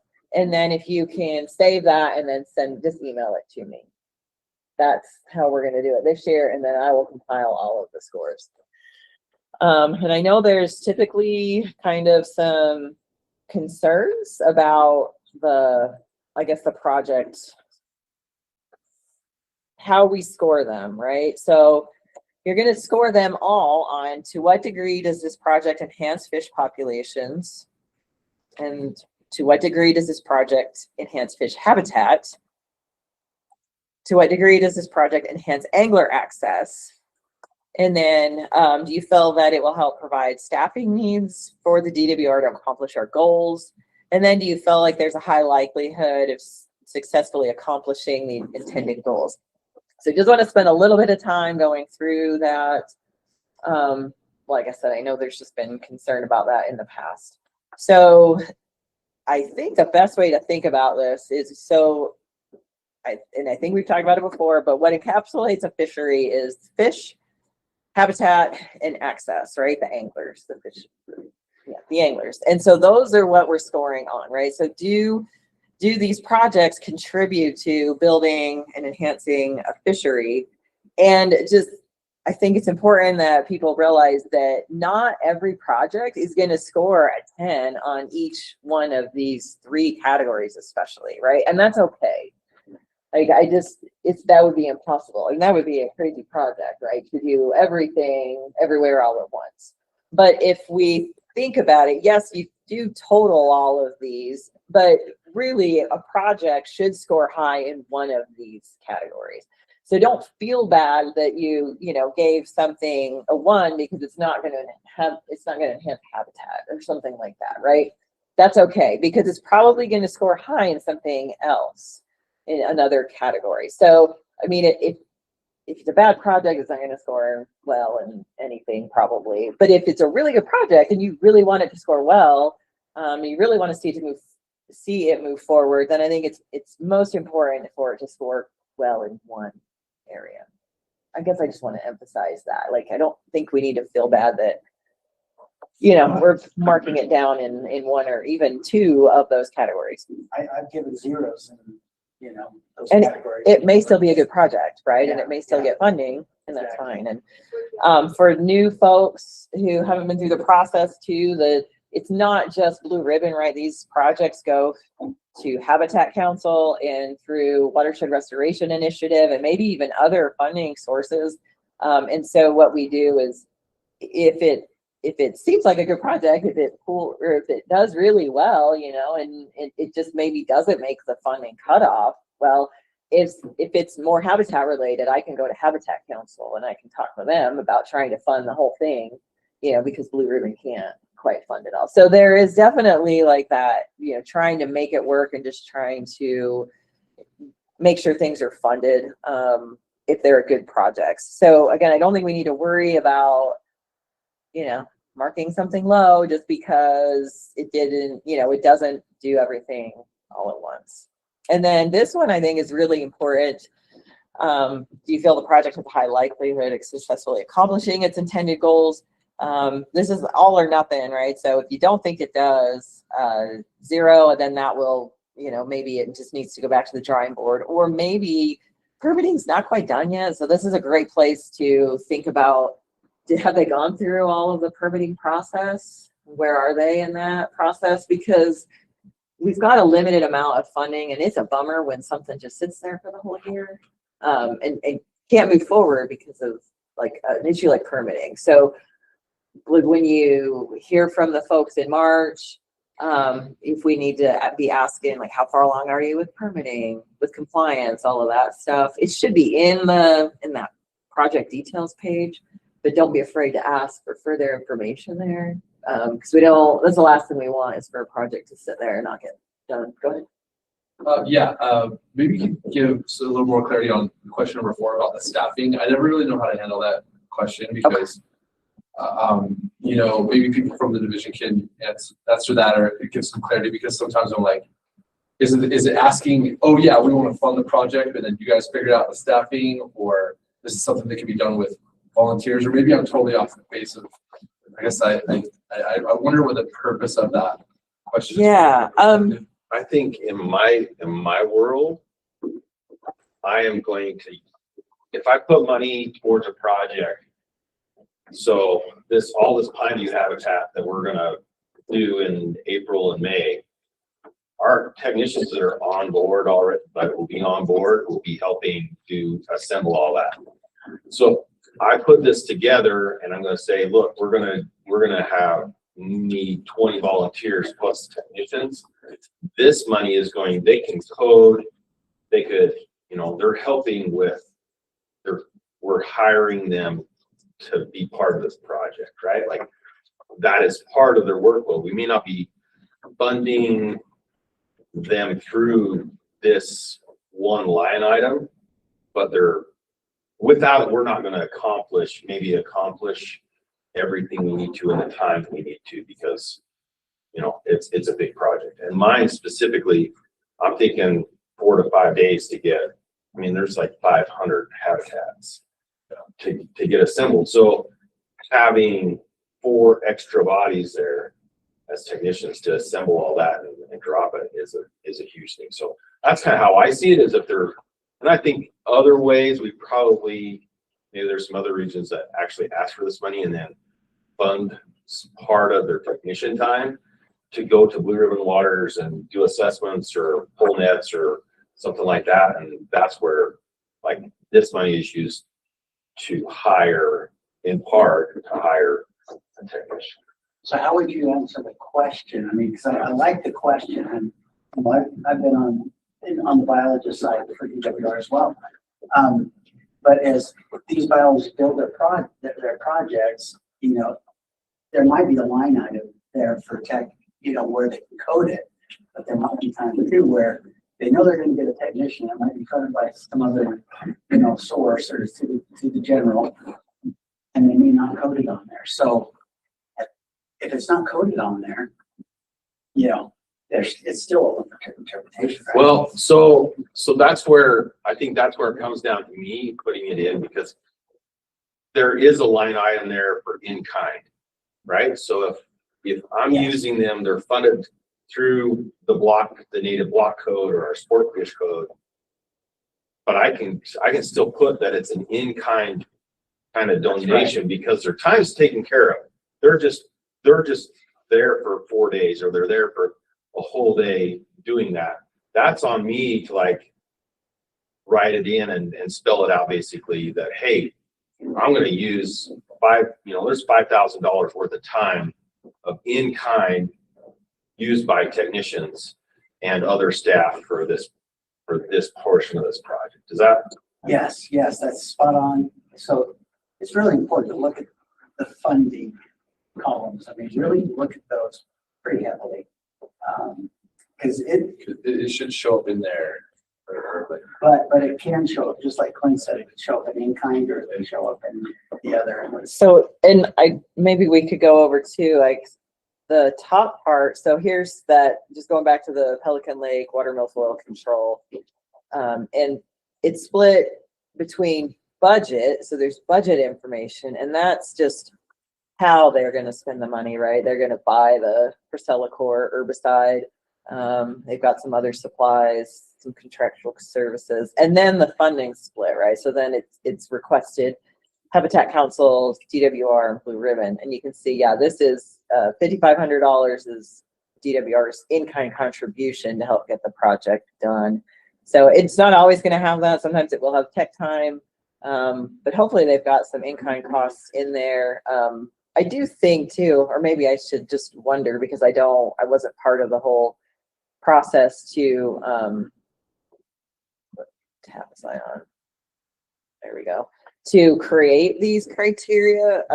Just reading here, where 10 is the money is being allocated in the most efficient way possible, because not every project, and I can't think of an example necessarily, but not every project's even gonna have like the in-kind laid out, right? But that doesn't mean that it's, I guess I kind of like the way that that's worded, right? It's being allocated in the most efficient way possible, whether that's, supplies and equipment or tech time, or like it's all of it. It's like, it's kind of just a way of, is it getting done? Is it going to get done?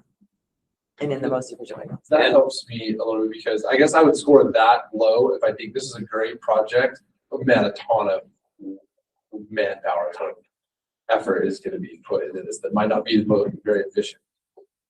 Or we could be using that manpower or whatever toward another project. Yeah. That's a good way. So I think about like these, for the first 4, including this one, they're either 0s or 10s in kind of the way I look at it. You're either going to score really well, or you're not going to score very well, because you're not going to be able to address all of these, like Trina was saying, right? Those first 4, you're going to meet maybe 2 of the 4 and do really well, and the other ones are kind of a crap show. And so I think that's, we kind of understand as biologists that we're not meeting all those criteria because we're not building a brand new reservoir. Like that's literally what you have to do to score really well, I think, in this one. And like build a brand new, something brand new, because you put in a lot of time and effort and doing all this stuff. But I think like Richard should probably have something. If you went back to his project, there's a little box over on the right side, and there's a bunch above and below he's added on his materials. This is what I'm buying. This is what this money's used for. On his in-kind box, here, right there, he should have that. Like after this discussion, he should have that spelled out, right? That's what I'm going to have to do, is now I kind of need to put my money where my mouth is, right? Like it just like spell all those things out. But that's where you can say, oh yeah, he has this in kind, and it's a day of my time and 5 or 6 other technicians' time for this $5,500 in kind match, right? Like the better we do at spelling things out, the better it is for the ranking members, which you are ranking these projects, as well as everybody to kind of understand what we're trying to do. That's why we're supposed to put stuff in here. So if you go to like documents tab, you can find management plans. So like I've uploaded my Jordan management plan that outlined my goals and objectives to, in question 4, required needs to accomplish aquatic goals or whatever, however that finishes. It's in my management plan. I'm trying to incorporate new habitat or restore habitat in a system. Might not be direct staffing needs that we're asking money for, but Is within that a one- management plan that we're outlined is, Is that one of your projects? or no, Clear. yeah. Phase 2, right, above your stream restoration. I can't see. CRO reservoir habitat. Yeah, right there. It's literally like can't see anything. I was just thinking I could show them. So what he's talking about is under the image and documents I page. should have it in the documents. So you Let's click on see. the documents. I know. Yeah.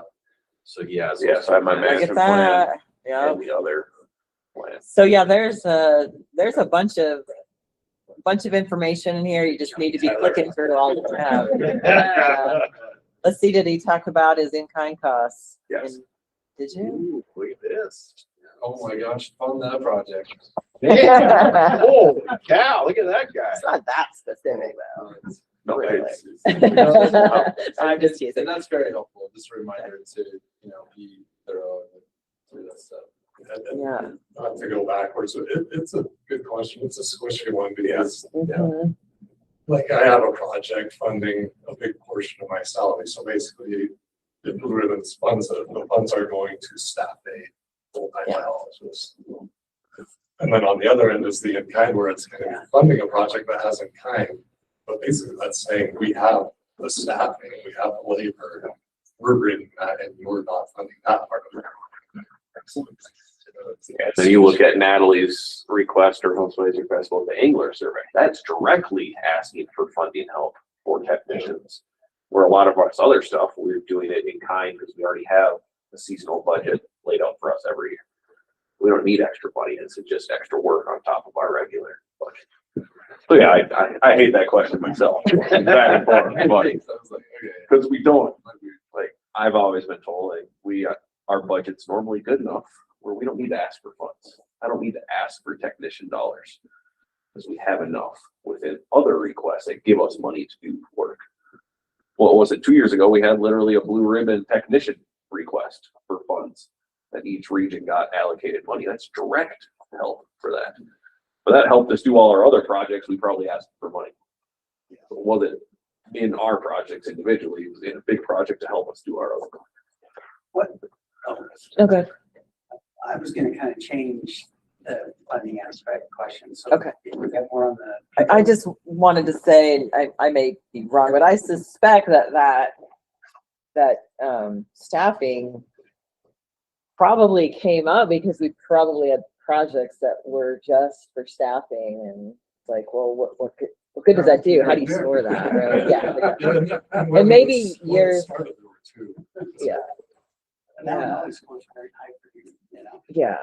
So it probably comes from that. So maybe that helps. So go ahead, Russ. So, how many of those projects have watershed requests as well? Besides probably the Strawberry River? I just included Blue Ribbon and Habitat and then everything else other. That could be in kind, that could be WRI, that could be Mitigation Commission. Build your foundation, like if you have a bigger project where you're. And I just take a look at those as well, but I've heard that watershed funding is going to be slightly down this year. Oh. It's gonna be tight. Yeah, I mean, for a lot of reasons, but a lot of it too is federal partner kinds of things. Right. Tyler he wasn't given grants that he had in the past. He wasn't successful in getting grants that we've had in the past. Thanks. What's the total ask this year? 642, 812. I think there are a bunch of really good projects too. So it'll be challenging because there's some good projects that are kind of higher dollar, where you're like, oof, but they're good projects. So that one, I'll highlight that one. Poor Nick. Always has to justify his salary. Sorry, man. That's why he always brings the PowerPoint. It's Right? Makes me feel bad. I know. Okay, so just a reminder, because I think I flubbed the start of this. Okay, we're at the front page of the site, and then that's where you scroll down, and then below our little gray link, we got the the spreadsheet there. And again, I'll go back there. So there's an instruction tab, the printable score sheet, which you print out, the fillable score sheet, which you download to your computer and then email to me. And then of course, some of you probably remember there are a couple of questions that only I will score just because they're just consistent throughout and they're not, it's just easier if I just take it. So then I'll put it all together, and that due date, let me just look real quick at I'd said 2 weeks after, which is pretty much April 2nd-ish. So just expect to have to get those done by April 2nd and into me, whether you mail them back or email them back. And if you do have any troubles with that, just let me know. We'll work through it. Any other questions on that?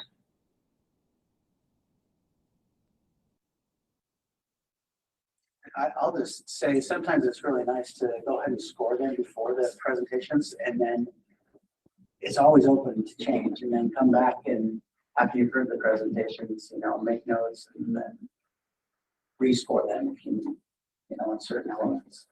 Because maybe your mind had changed on something. Yeah. Come ready to grill the biologists and ask the hard questions too. Make them work for it. That's usually Drew. He does that. Right. That's true. Okay, let's go on to the waters for reevaluation.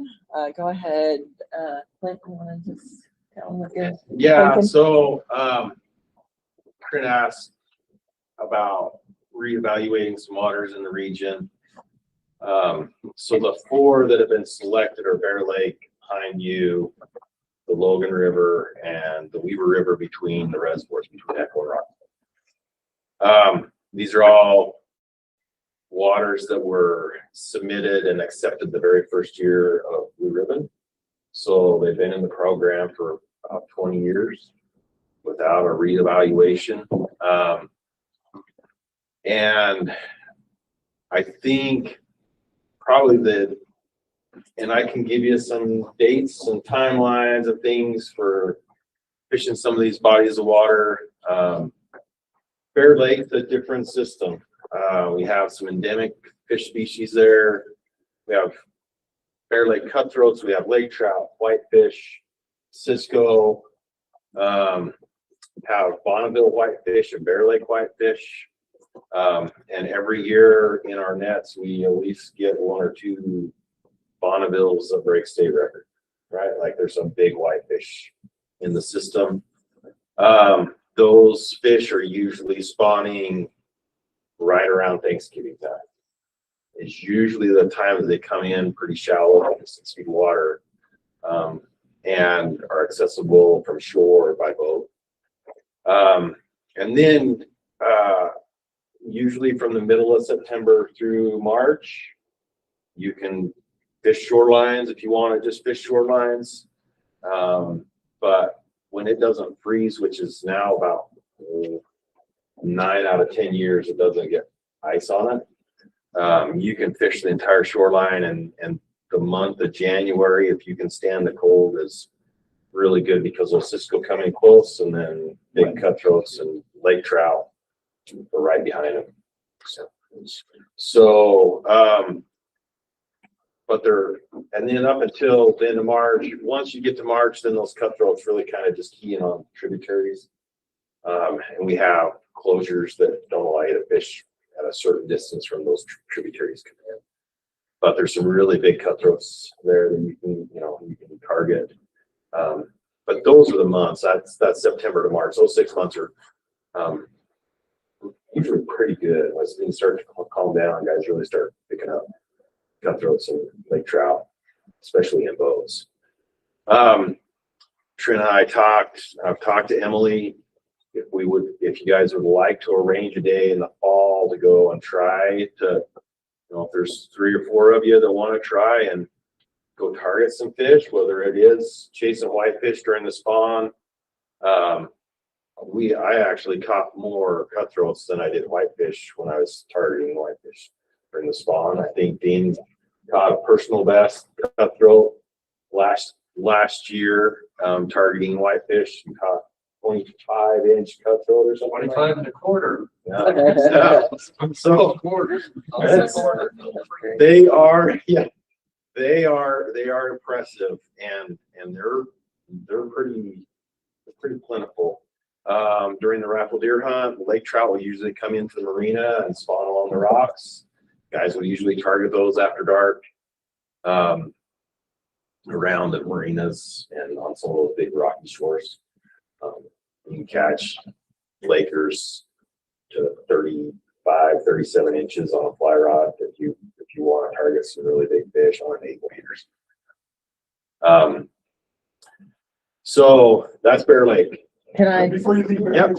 Cisco, any Cisco showing up yet? Nope, not yet. She She's started. just not sure. Yeah, so she started this week. She's going out every morning looking for Cisco. At daylight, Monday morning, we had our staff meeting. She saw a big cutthroat cruising the shore, but no Cisco. And everything was flat calm, like it was perfect conditions. But the water temps are kind of high, and I don't know how that's really going to affect, like you get pretty good years where when it freezes, you can stand on the ice and you just have schools coming under. You just didn't net, Cisco. But these open water years can be kind of tough when they just, some years they come. Last year they didn't show up at all. They found a few on the rock pile, but not lots. But her numbers are way through the roof. I mean, last year's 2024's hydroacoustics were way high, like a couple million higher than before. This year looks pretty similar, like numbers are up for Cisco.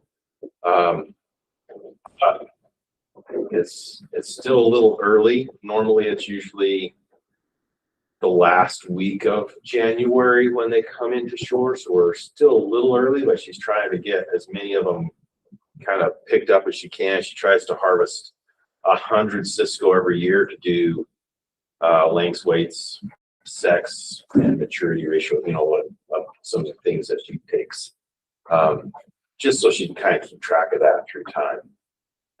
But that's where that's at. Okay.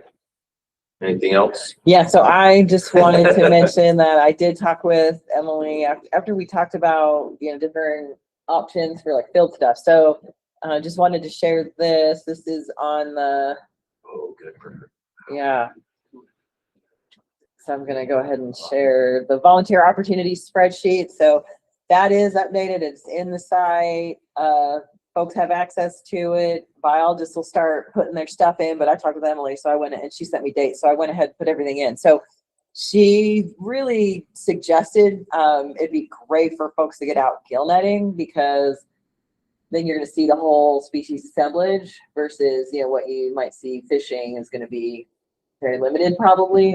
So yeah, she gave me lots of weeks, right? She says there's spring, summer, and fall.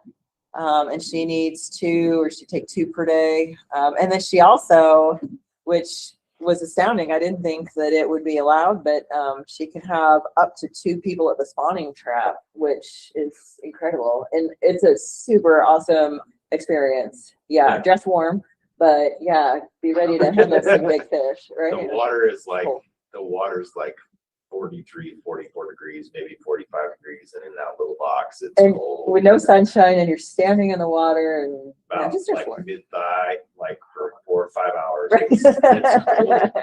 It's Put on your Viking hat. But So you're chasing fish, like she's got fish in the trap that the small ones are 20 and the large ones are like 20. Like big cutthroats. really cool opportunity that she's not going to Beautiful open up colors, to. just all colored up. They're just gorgeous fish. Yeah. So So- if you get a chance to sign up for any of those, spawning trap, I would say number 1.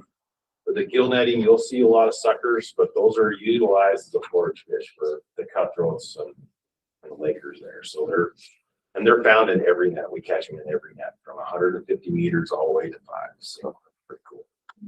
And she did say that it sounds like you guys in the region, you guys, maybe it was Chris and Taylor, but wouldn't mind bringing the regional boat up to help with some of the gill netting, to have like an actual blue ribbon outing if we're interested in organizing like one specific day where Blue Ribbon can go and we can just take up one whole boat, stay out of Emily's Way, but then also pull in some nets and see what the fishery looks like. So I guess I don't know the best way. Should we just try to schedule something and see if Maybe we can see get who something? signs up, see who signs up and when.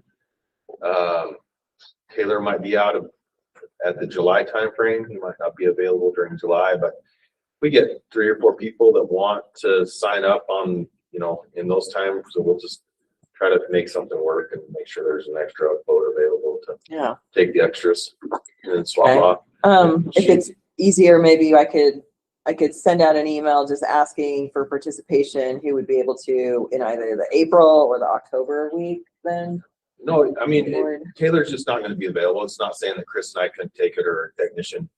So like, if somebody could only go in July, that's okay. Just let us know and we'll figure something out. Okay, maybe I'll send something out and just see if folks have an interest in availability, and we'll just try and. She pulls about 8 nets and resets all 8 nets. So you're gonna pull and reset, and then you're gonna go back to her office and you're gonna do a whole bunch of other stuff with those fish. We'll take otoliths and do, health condition profiles and different things like that. So you finish by 2 o'clock. Okay. So but it's really cool. I like to spend the day on, and I pray for no wind. Yeah, I guess she did want to express that, especially in the spring, right? Like the weather is a big factor. So there's definitely, weather days where maybe they can't take the boat out, but otherwise those are pretty well set. And I'll just send out something that's trying to get a sense of what people are interested in doing. We'll see if we can't get something scheduled. Okay. All right. Anything else from Bear Lake? I'll jump to Pineview. So since our little discussion we had with Blake, Taylor and I talked yesterday, maybe the day before. I think we talked Tuesday about a time frame for fishing Pineview. Who and I both agree it's either early summer, so like first part of May, as temperatures warm up and before kind of the power crowd gets on the water, or it's the last half of September and first 2 weeks of October. Tiger muskies in the fall can be incredible because they're like everything. That they're pretty susceptible. We have a good age class of like some 30 to 35 inch tigers in there right now. They're 3-year-olds, so they've done really well. So that being the case, you can go in the fall and electrofish with him if you didn't want to go and do this, but there's some opportunities there.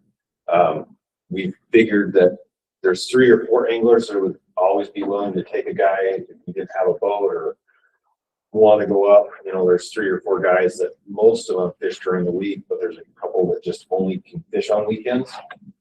So depending on who wants to go and when, I have no problem taking somebody if you just want to walk a shoreline in the fall. A couple of stretches of shoreline that usually produce a fish or at least a couple of follows in the morning. So there's some opportunities, just cover up some ground, but that's usually September and October.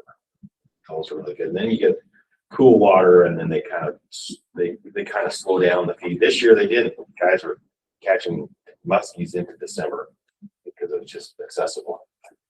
So, and there's a lot of different ways you can cast, you control, you can do whatever. So, and in October, then crappies and perch are usually schooled up. So if you want to go catch some 11, 12 inch crappies and some 10 to 12 inch perch, you can go on to that too. So gives you an opportunity to kind of cover bases. So we just need to, I don't know if that's something we want to try to set a date for or not. Just see how many, maybe just send out a poll and see how many guys and gals would like to try that opportunity.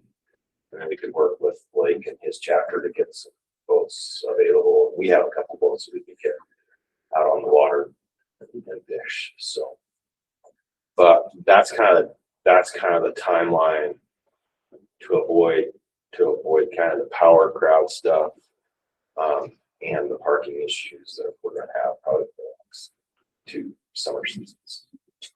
If you want to, if you want to take kids out too, that crappie time is like, you can't keep them off.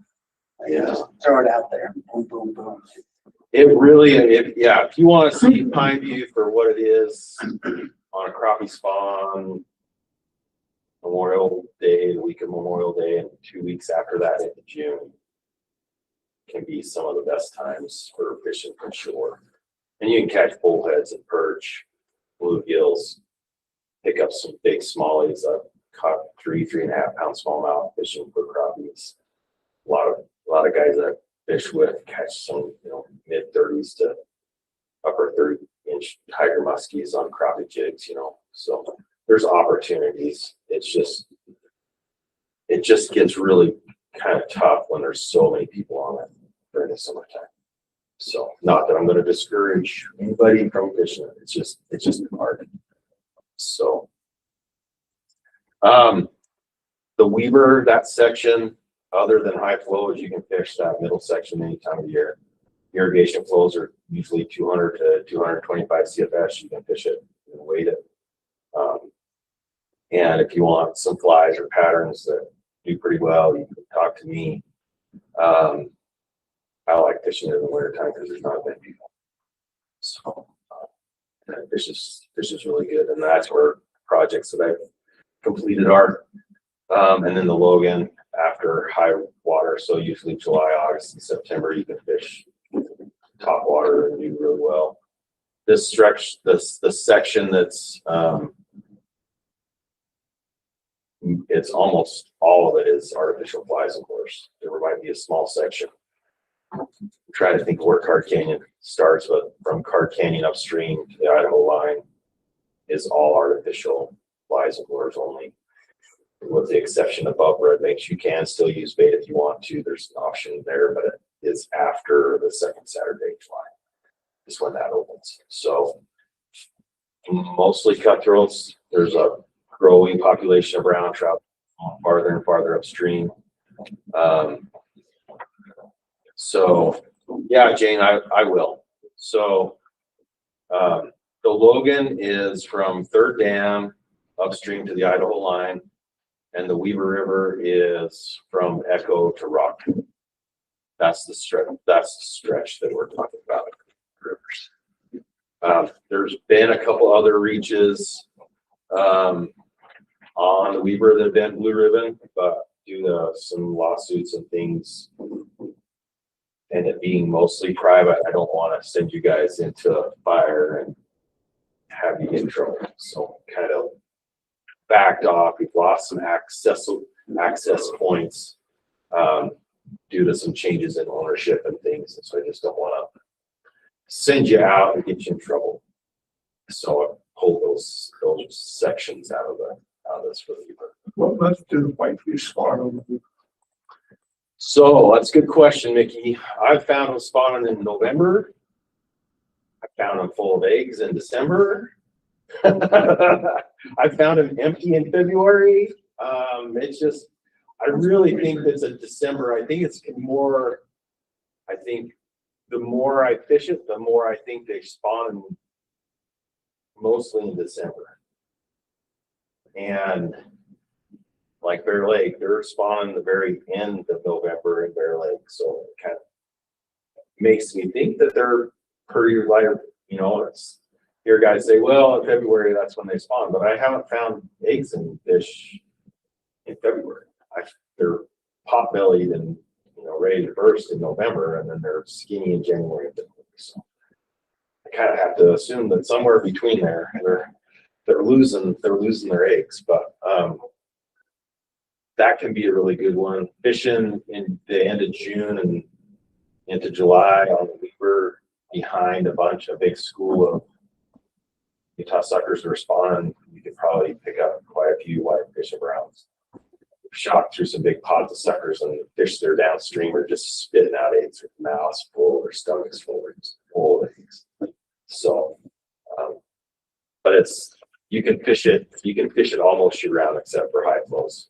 And this year there's no problem with, I mean, it's 28 degrees for the coldest day this week in the morning. So you can fish it in the morning if you want to. It warms up to 45. So it's kind of almost perfect fly fishing conditions. So, questions? No, I fish a lot.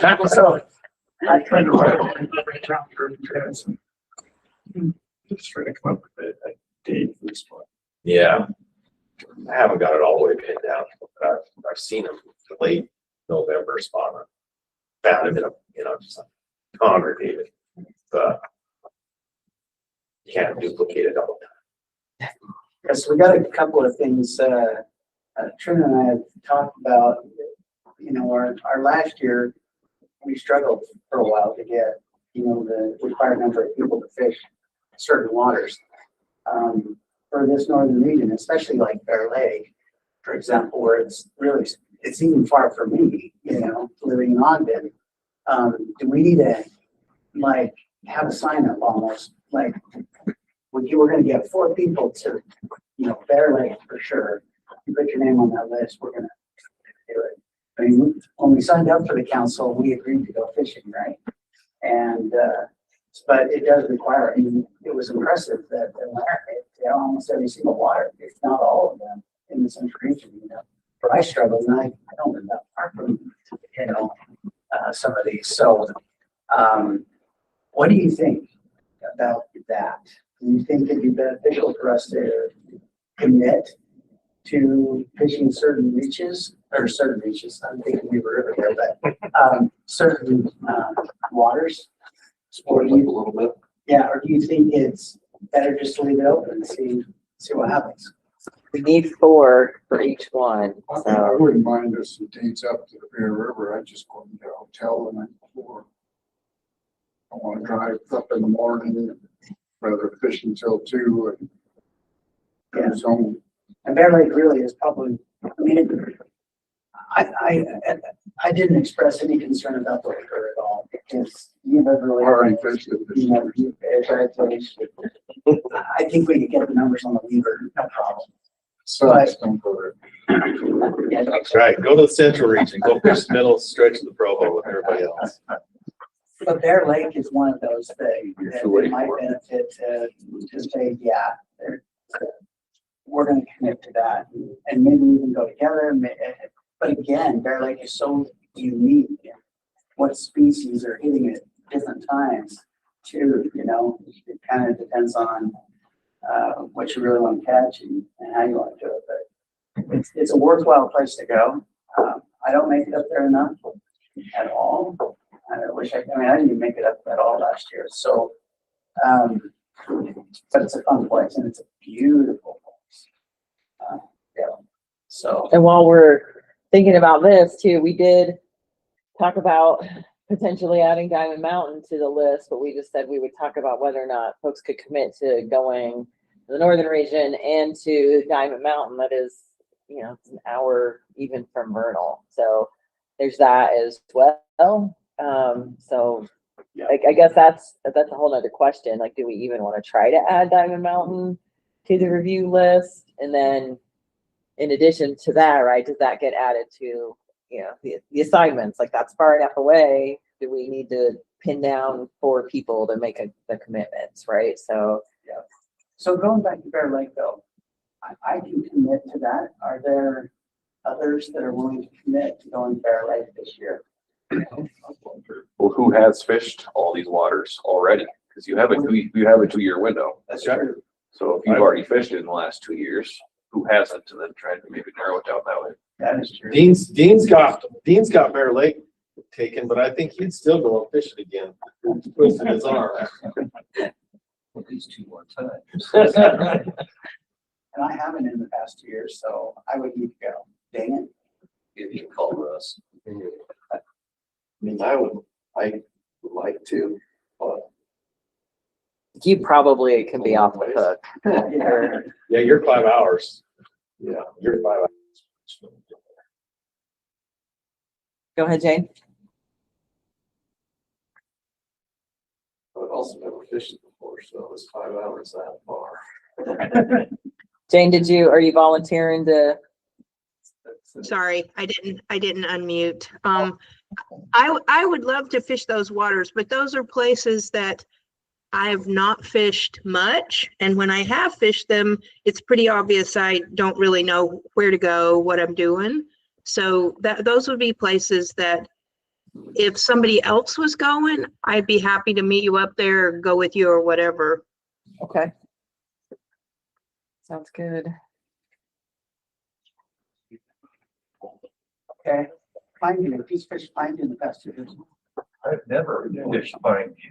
Ever. You gotta break away from this trout. It's a great fishery, it really is. I just love to watch you fish. I put in my phone on Memorial Day weekend, go fish for crappie. So Right. if I forget, it's gonna pop up and I'm gonna try to. So, yeah, Also, if we can find a parking spot. Yeah, that's the main concern, right? Or you don't have to pay.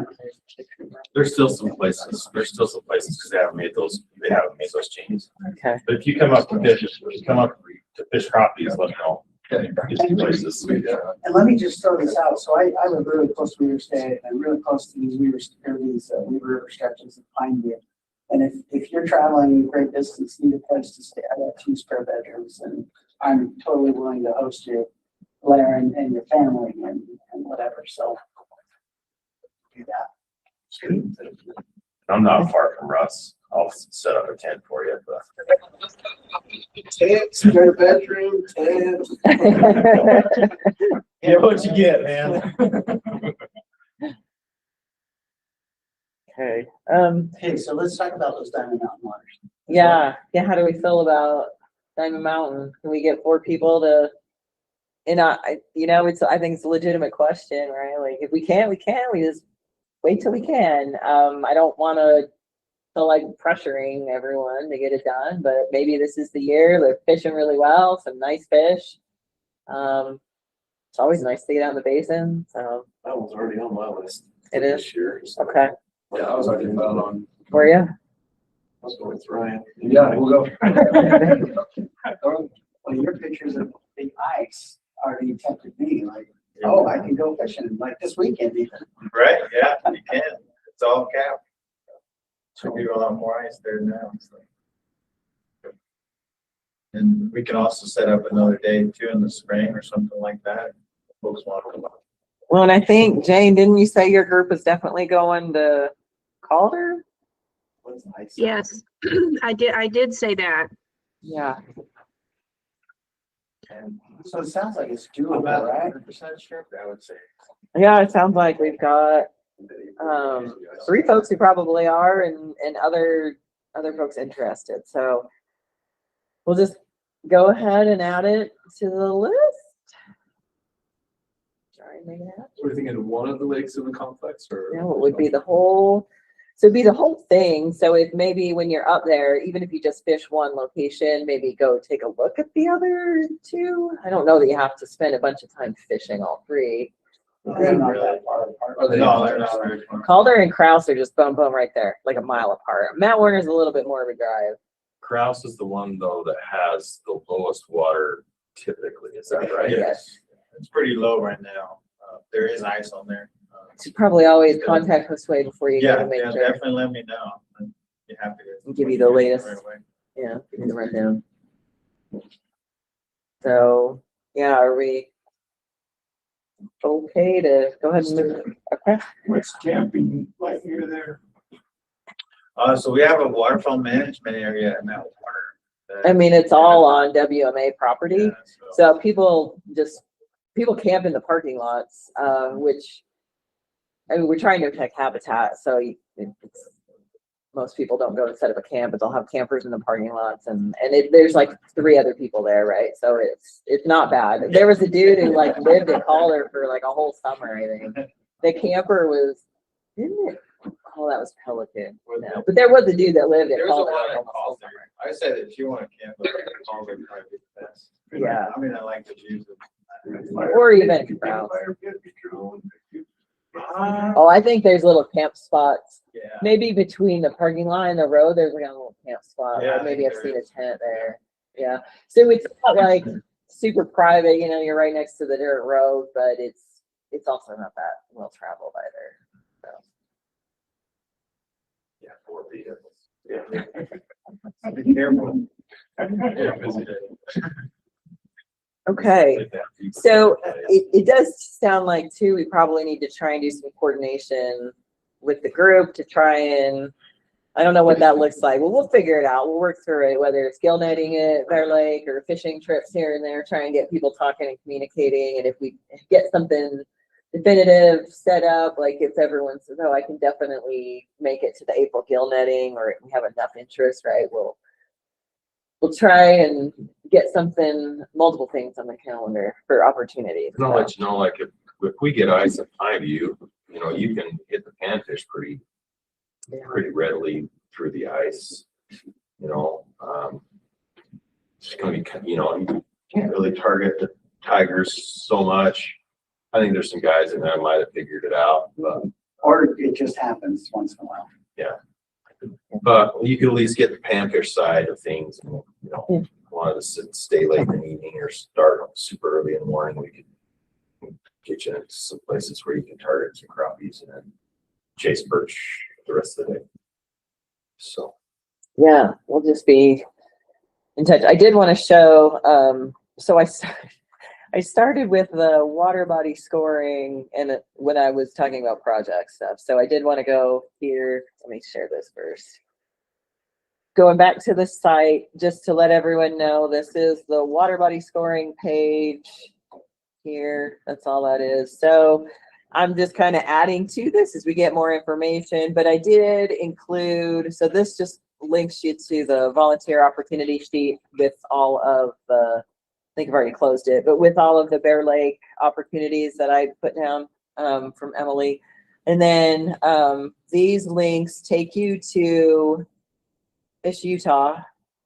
So I'm going to share that tab instead, specific to the water body that you've just clicked on. So this is the Bear Lake one. So I don't know how familiar people are with Fish Utah, but it provides lots of information on access. So you can see all the main access points and what's offered. And then if you hit the arrow, it gives you a description, location, directions.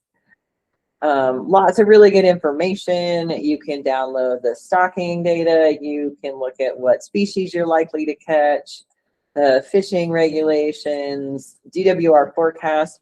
We don't do regular fishing reports anymore because that was a lot of work for the biologists. So these are seasonal forecasts. So, but it's good information, and definitely check these sites too before you go, especially if you're going to head out by yourself. If you don't end up making it to one of the group things, definitely check this. And so that's going to be on the site for each one. Same thing with the Diamond Mountain Lakes. The criteria is here. The forms, like I said, I got a little redundancy here. The forms will be here. Just haven't done those yet. And then I'm just asking everyone to submit by the end of October this year, giving me a couple weeks to combine everything. So hopefully that seems reasonable. If it doesn't, and if you can't make it until early November, just let me know. It's just trying to get the vast majority in so we know kind of what we'll be able to score and make sure we have four reviews for each water. Any questions?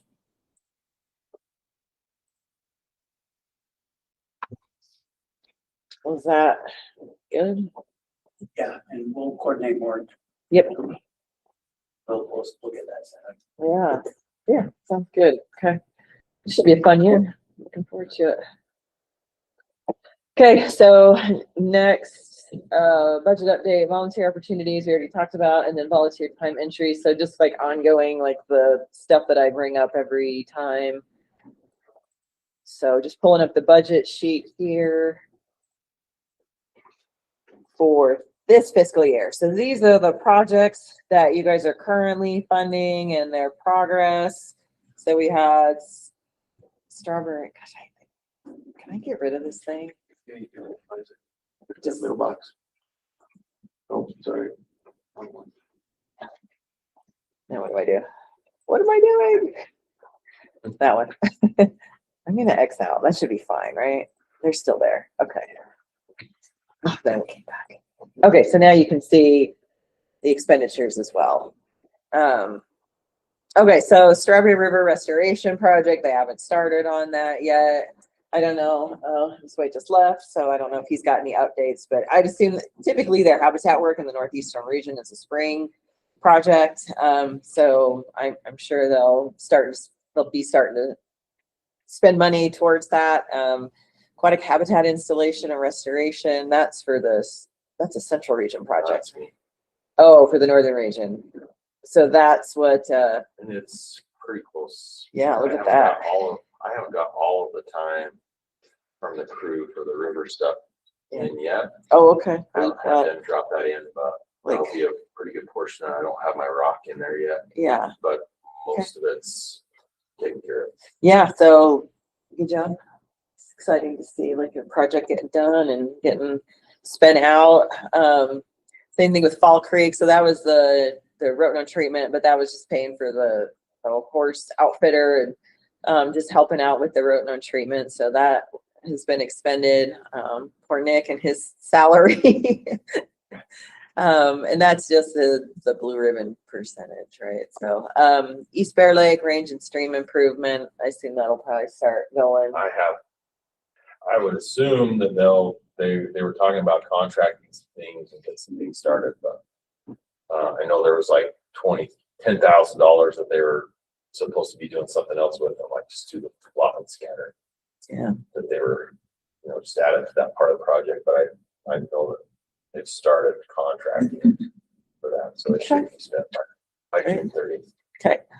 I know Emily got the lease agreement on the for the spawning trap on the north side done. So that's what that expenditure is.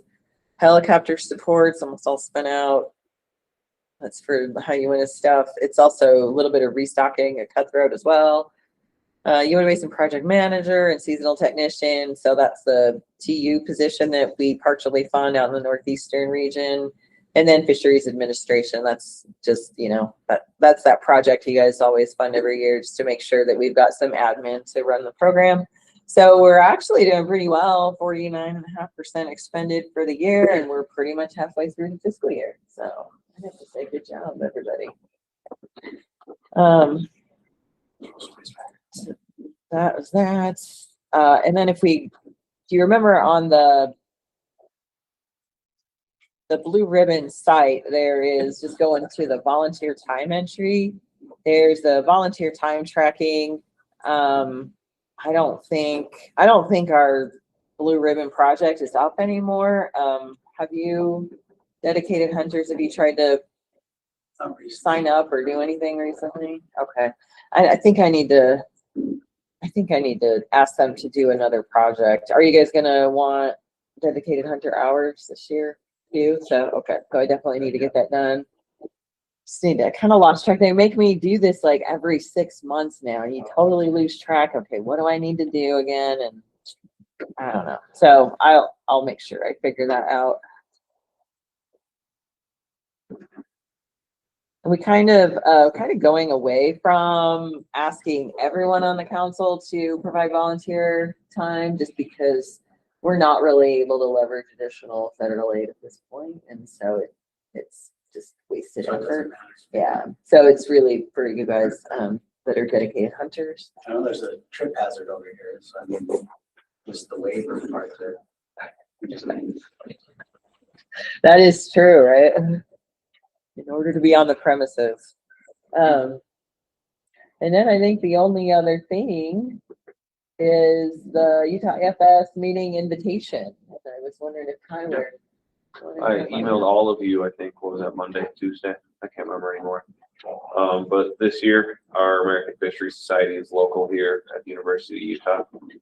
So we wanted to take advantage of most of the public being in the Wasatch Front and give them an opportunity to come to one of our big meetings, hear us talk, mingle, network, do whatever it takes to build those relationships. So on Tuesday, our AFS meeting is Monday through Wednesday, and you guys are more than welcome to sign up for the whole meeting and sit through people talking about fish, all fish stuff, or amphibian stuff, data, the boring stuff sometimes, water quality. We have a little bit of everything, but on Tuesday specifically, We're So going March to, 3rd. yeah, March 3rd. We're gonna be doing a networking event at the University of Utah where we're gonna have hopefully a lot of members of the public, and I have received a lot of interest so far, which is good. And basically we're gonna have a few people present. I'm gonna try and bug Taylor to talk about Willard Bay with the importance of that. He might not agree with me on that one. We talked about the hatchery production stuff, how important that is for our fisheries, as well as do a partnership presentation. I talked with Natalie. Braxton's he's out of town now, but I talked with Natalie and she was more than happy to talk about what they're working on. It's a Forest Service, Division of Wildlife, Trout Unlimited, and probably others, like with county and the city, but just the Yellow Lake fire rehab response. That is a huge project out there and really good. Just shows the partnerships required to get good stuff on the ground.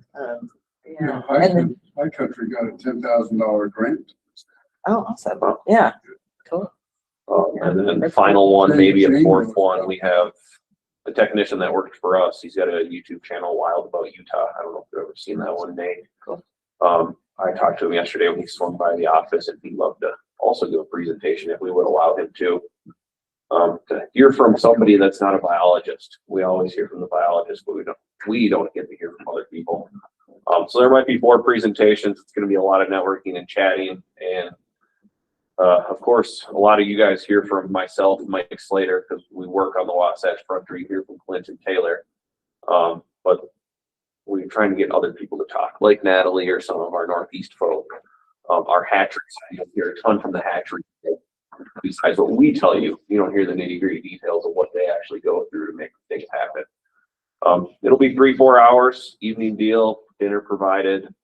We're still working out logistics. Yeah, with the registration, we'll probably ask for you just to be able to cover the dinner. Yeah, it'll be cheap, $20 or so, something that most people don't bat an eye about going to spend on a night out getting to-go food or whatever. It's $20. Doesn't get you too far in the food world these days, but you get $20 and you get to hear from a bunch of us talk and network with other anglers and social media people. We talked about even having the different angler groups kind of stand up and talk about what their group does and who they are, because I don't know that we're still working on details on how we want to do this, but we wanted to gauge some kind of interest. And when I sent that email out, I woke up the next morning and pulled up my AFS email and I had 8 responses already.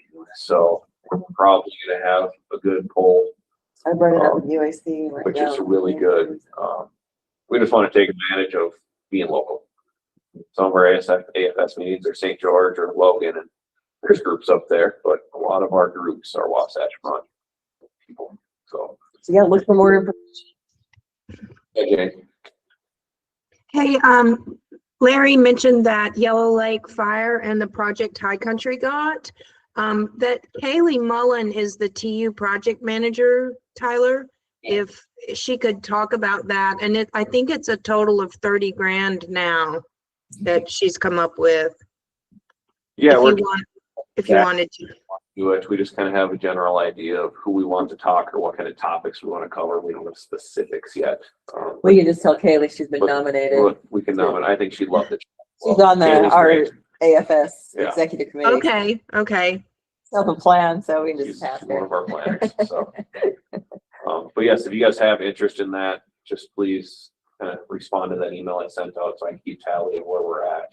And if you didn't receive that, I have it through you. So I don't know, Larry, or I could forward it to you if you didn't receive it. But hopefully everyone got it. You probably send it to all the BOR lists that I usually send to. I just went on our Blue Ribbon page and pulled everybody's email off. Okay, that should work. I don't know. I sent to like 52 people, so it's circulating somewhere throughout all these angler groups that it might end up in your lab. So if you got questions, let me know. But we'll try to give another update here in 2 weeks with like an official registration link. And might be first come, first serve, depending on how many people are really interested. Do the fire code at the building. So yeah, that is it's unfortunate that can happen, but we don't know what we're getting into when we're doing something new like this. Right. We just want to take advantage of everybody being relatively local. Yeah, should be cool. We're excited about it. Questions about that? Okay, next meeting is March 19th. We will start at 9, right? Because this is our joint meeting with Habitat Council. So we'll start down here. Lunch provided, and then we'll split up. And we never know where Blue Ribbon's going to end up, if we stay or we go, but it'll be here or room 2000 in the afternoon. We'll have a couple of like ongoing business items too. I'll get that agenda out as soon as we have all the projects put together. But yeah, March 19th. So we'll be in touch. I think we'll throw it out to comments or questions one last time before we adjourn. Anybody have any additional business? Anything? Okay. Do we have a motion to adjourn? A motion that we adjourn. All right. Should we second and then vote? Oh, okay. Second. And all in favor? Aye. Okay, we are adjourned. Thanks everyone online. Thanks, Davey.